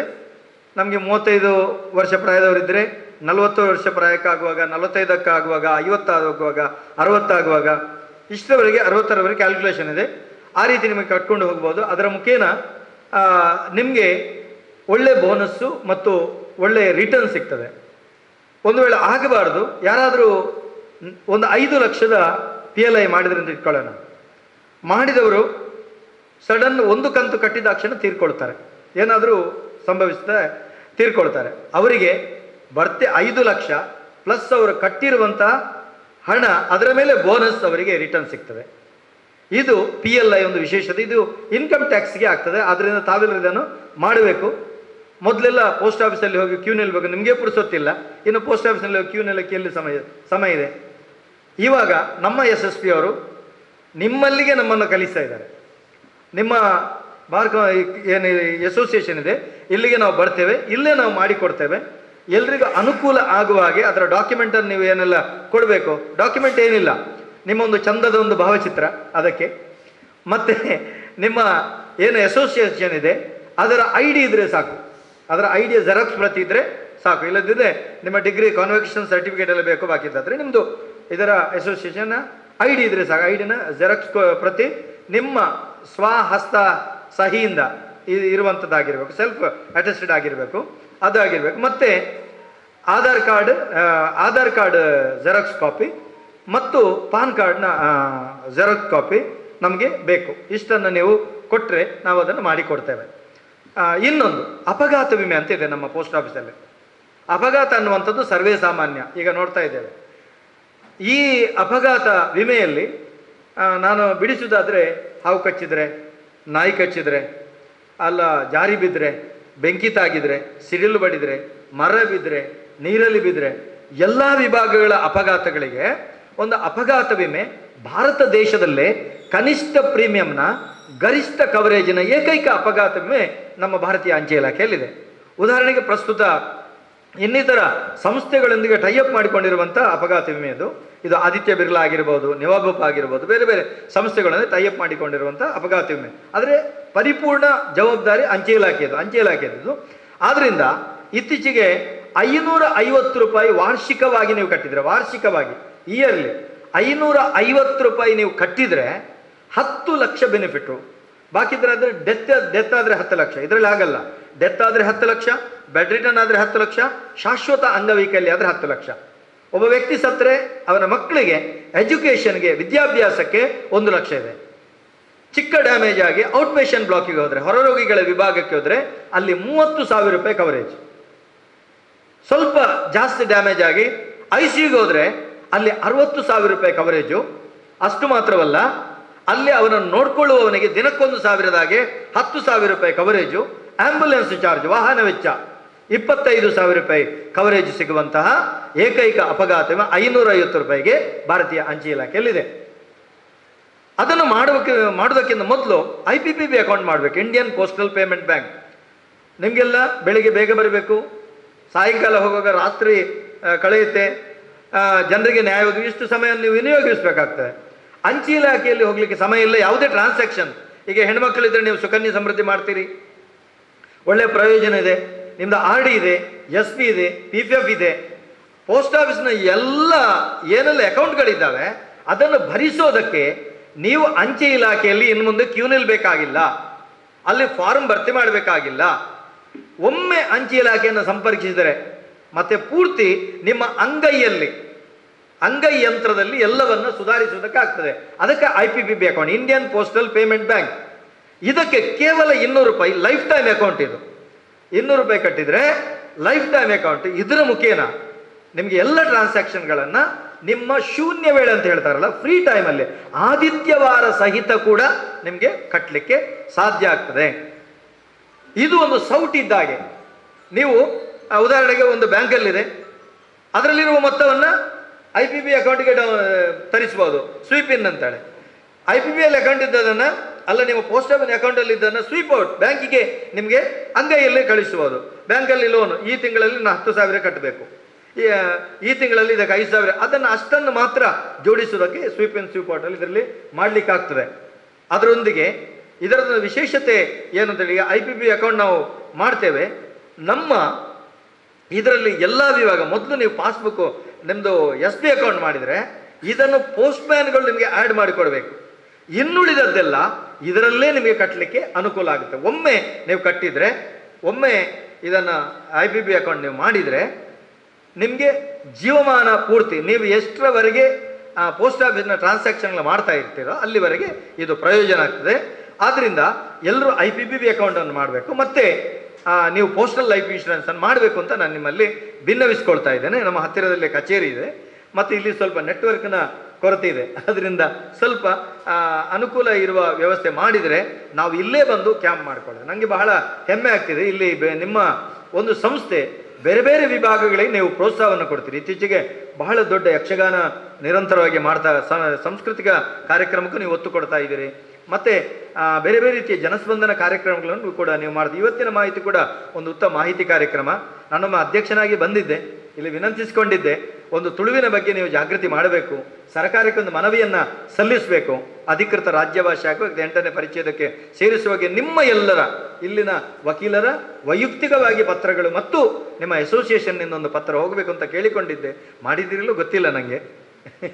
ಒಂದು ಮಾಡಿದಿದ್ರೆ ಉತ್ತಮ ಇತ್ತು ಅಂತೇಳಿ ಒಂದು ಈ ವ್ಯಾಪ್ತಿಯನ್ನು ಮೀರಿ ಮಾತಾಡ್ತೇನೆ, ದಯವಿಟ್ಟು ತಿಳ್ಕೊಳ್ಬೇಕು. ಇನ್ನೊಂದು, ಪೋಸ್ಟ್ ಆಫೀಸ್ನಲ್ಲಿ, ನಮ್ಮ ಪೋಸ್ಟ್ ಆಫೀಸ್ನಲ್ಲಿ ರಿಕರಿಂಗ್ ಡೆಪಾಸಿಟ್ ಇದೆ. ನಮಗೆ ಆವಾಗ ಹಣ ಬರ್ತಾ ಇರ್ತದೆ, ಆವಾಗ ಹಣ ಹೋಗ್ತಾ ಇರ್ತದೆ. ಈ ರಿಕರಿಂಗ್ RDಯಲ್ಲಿ ನಿಮಗೆ 6.7% ಬಡ್ಡಿ ಇದೆ. 1,000 ನೀವು ತಿಂಗಳಿಗೆ ಕಟ್ಟಿದರೆ 71,744 ರೂಪಾಯಿ ನಿಮಗೆ ಉಳಿತದೆ. ರಿಕರಿಂಗ್ ಡೆಪಾಸಿಟ್ ನಿಮಗೆ ಮಾಡಬಹುದು. ನಾನು ಇನ್ನೊಂದು ಮುಖ್ಯವಾಗಿ ಹೇಳ್ತೇನೆ, ತುಂಬ ಮಹಿಳಾ ಮನೆಗಳು ಇಲ್ಲಿ ಇದ್ದೀರಾ. ಮಹಿಳಾ ಸಮ್ಮಾನ ಅಂತ ಒಂದು ಯೋಜನೆ ಇದೆ ಪೋಸ್ಟ್ ಆಫೀಸಲ್ಲಿ. ಕೇವಲ 2 ವರ್ಷದ ಅವಧಿಗೆ ನೀವಿಟ್ಟ ಫಿಕ್ಸೆಡ್ ಡೆಪಾಸಿಟ್ಗೆ, ಅಂದರೆ ಮಹಿಳೆಯರಿಗೆ ಅಂದರೆ ಇಲ್ಲಿ ವಕೀಲರ ಹೆಂಡತಿಯ ಹೆಸರಲ್ಲಿ ಇಡ್ಬೋದು, ಮಕ್ಕಳ ಹೆಸರಲ್ಲಿ ಇಡ್ಬೋದು. ಮಹಿಳಾ ಸಮ್ಮಾನಲ್ಲಿ 2 ವರ್ಷಕ್ಕೆ ನೀವಿಟ್ಟ ಫಿಕ್ಸೆಡ್ ಡೆಪಾಸಿಟ್ಗೆ ಕಂಪೌಂಡ್ ಇಂಟ್ರೆಸ್ಟ್ ಆಗಿ 8.1% ಬಡ್ಡಿ ಸಿಗ್ತದೆ. ಇದು ಬಾಕಿ ವಿಭಾಗದಲ್ಲಿ ನಿಮಗೆ ಸೀನಿಯರ್ ಸಿಟಿಸನ್ಗೆ ಮಾತ್ರ ಇರುವಂಥದ್ದು. 8.1% ಬಡ್ಡಿ ಕೇವಲ 2 ವರ್ಷದ ಅವಧಿಗೆ. ಇವರು ನಮ್ಮ ಸುಮನಕ್ಕೆ 2 ಲಕ್ಷ ಇಟ್ಟರು ಅಂತ ಇಟ್ಕೊಳ್ಳೋಣ, ಫಿಕ್ಸೆಡ್ ಡೆಪಾಸಿಟ್ 2 ಲಕ್ಷ ಇಟ್ಟರೆ 6 ತಿಂಗಳಾಗುವಾಗ ತನ್ನ ಮಗನಿಗೆ ಒಂದು ಕಾರ್ ತೆಗಿಬೇಕು ಅಂತ ಹೇಳಿದ್ದಾರೆ. ಆವಾಗ ಹಣ ಬೇಕು, ಆವಾಗ 6 ತಿಂಗಳಲ್ಲಿ ರಿಟರ್ನ್ ತೆಗಿಬಹುದು ಸುಮನಕ್ಕ. ಆವಾಗ ಕೂಡ ಬಡ್ಡಿ ಜಾಸ್ತಿ, 5.5% ಬಡ್ಡಿಯಲ್ಲಿ ವಾಪಸ್ ಸಿಗ್ತದೆ. ಈ ಮಹಿಳಾ ಸಮ್ಮಾನ್ ವಿಭಾಗದಲ್ಲಿ 6 ತಿಂಗಳು ರಿಟರ್ನ್ ತೆಗೆದ್ರೆ 5.5% ಬಡ್ಡಿ ಸಿಗ್ತದೆ. ಮಹಿಳಾ ಸಮ್ಮಾನ್ ಇನ್ನದು 1 ವರ್ಷ ಇದ್ದರೆ ಹೆಚ್ಚು ಅದು ಸ್ಥಗಿತ ಆಗ್ತದೆ. ಈಗ ಅದು 2 ಲಕ್ಷ ಇಲ್ಲದಿದ್ದರೆ ಮಿನಿಮಮ್ 1,000, ಮ್ಯಾಕ್ಸಿಮಮ್ 2 ಲ್ಯಾಕ್. ನೀವು 5,000 ಇಟ್ರಿ, ನೆಕ್ಸ್ಟ್ ಮಂತ್ ಇನ್ನೊಂದು 5,000 ಕಟ್ಟಬೇಕು ಅಂತ ಹೇಳಿದ್ರೆ ಆಗುವುದಿಲ್ಲ.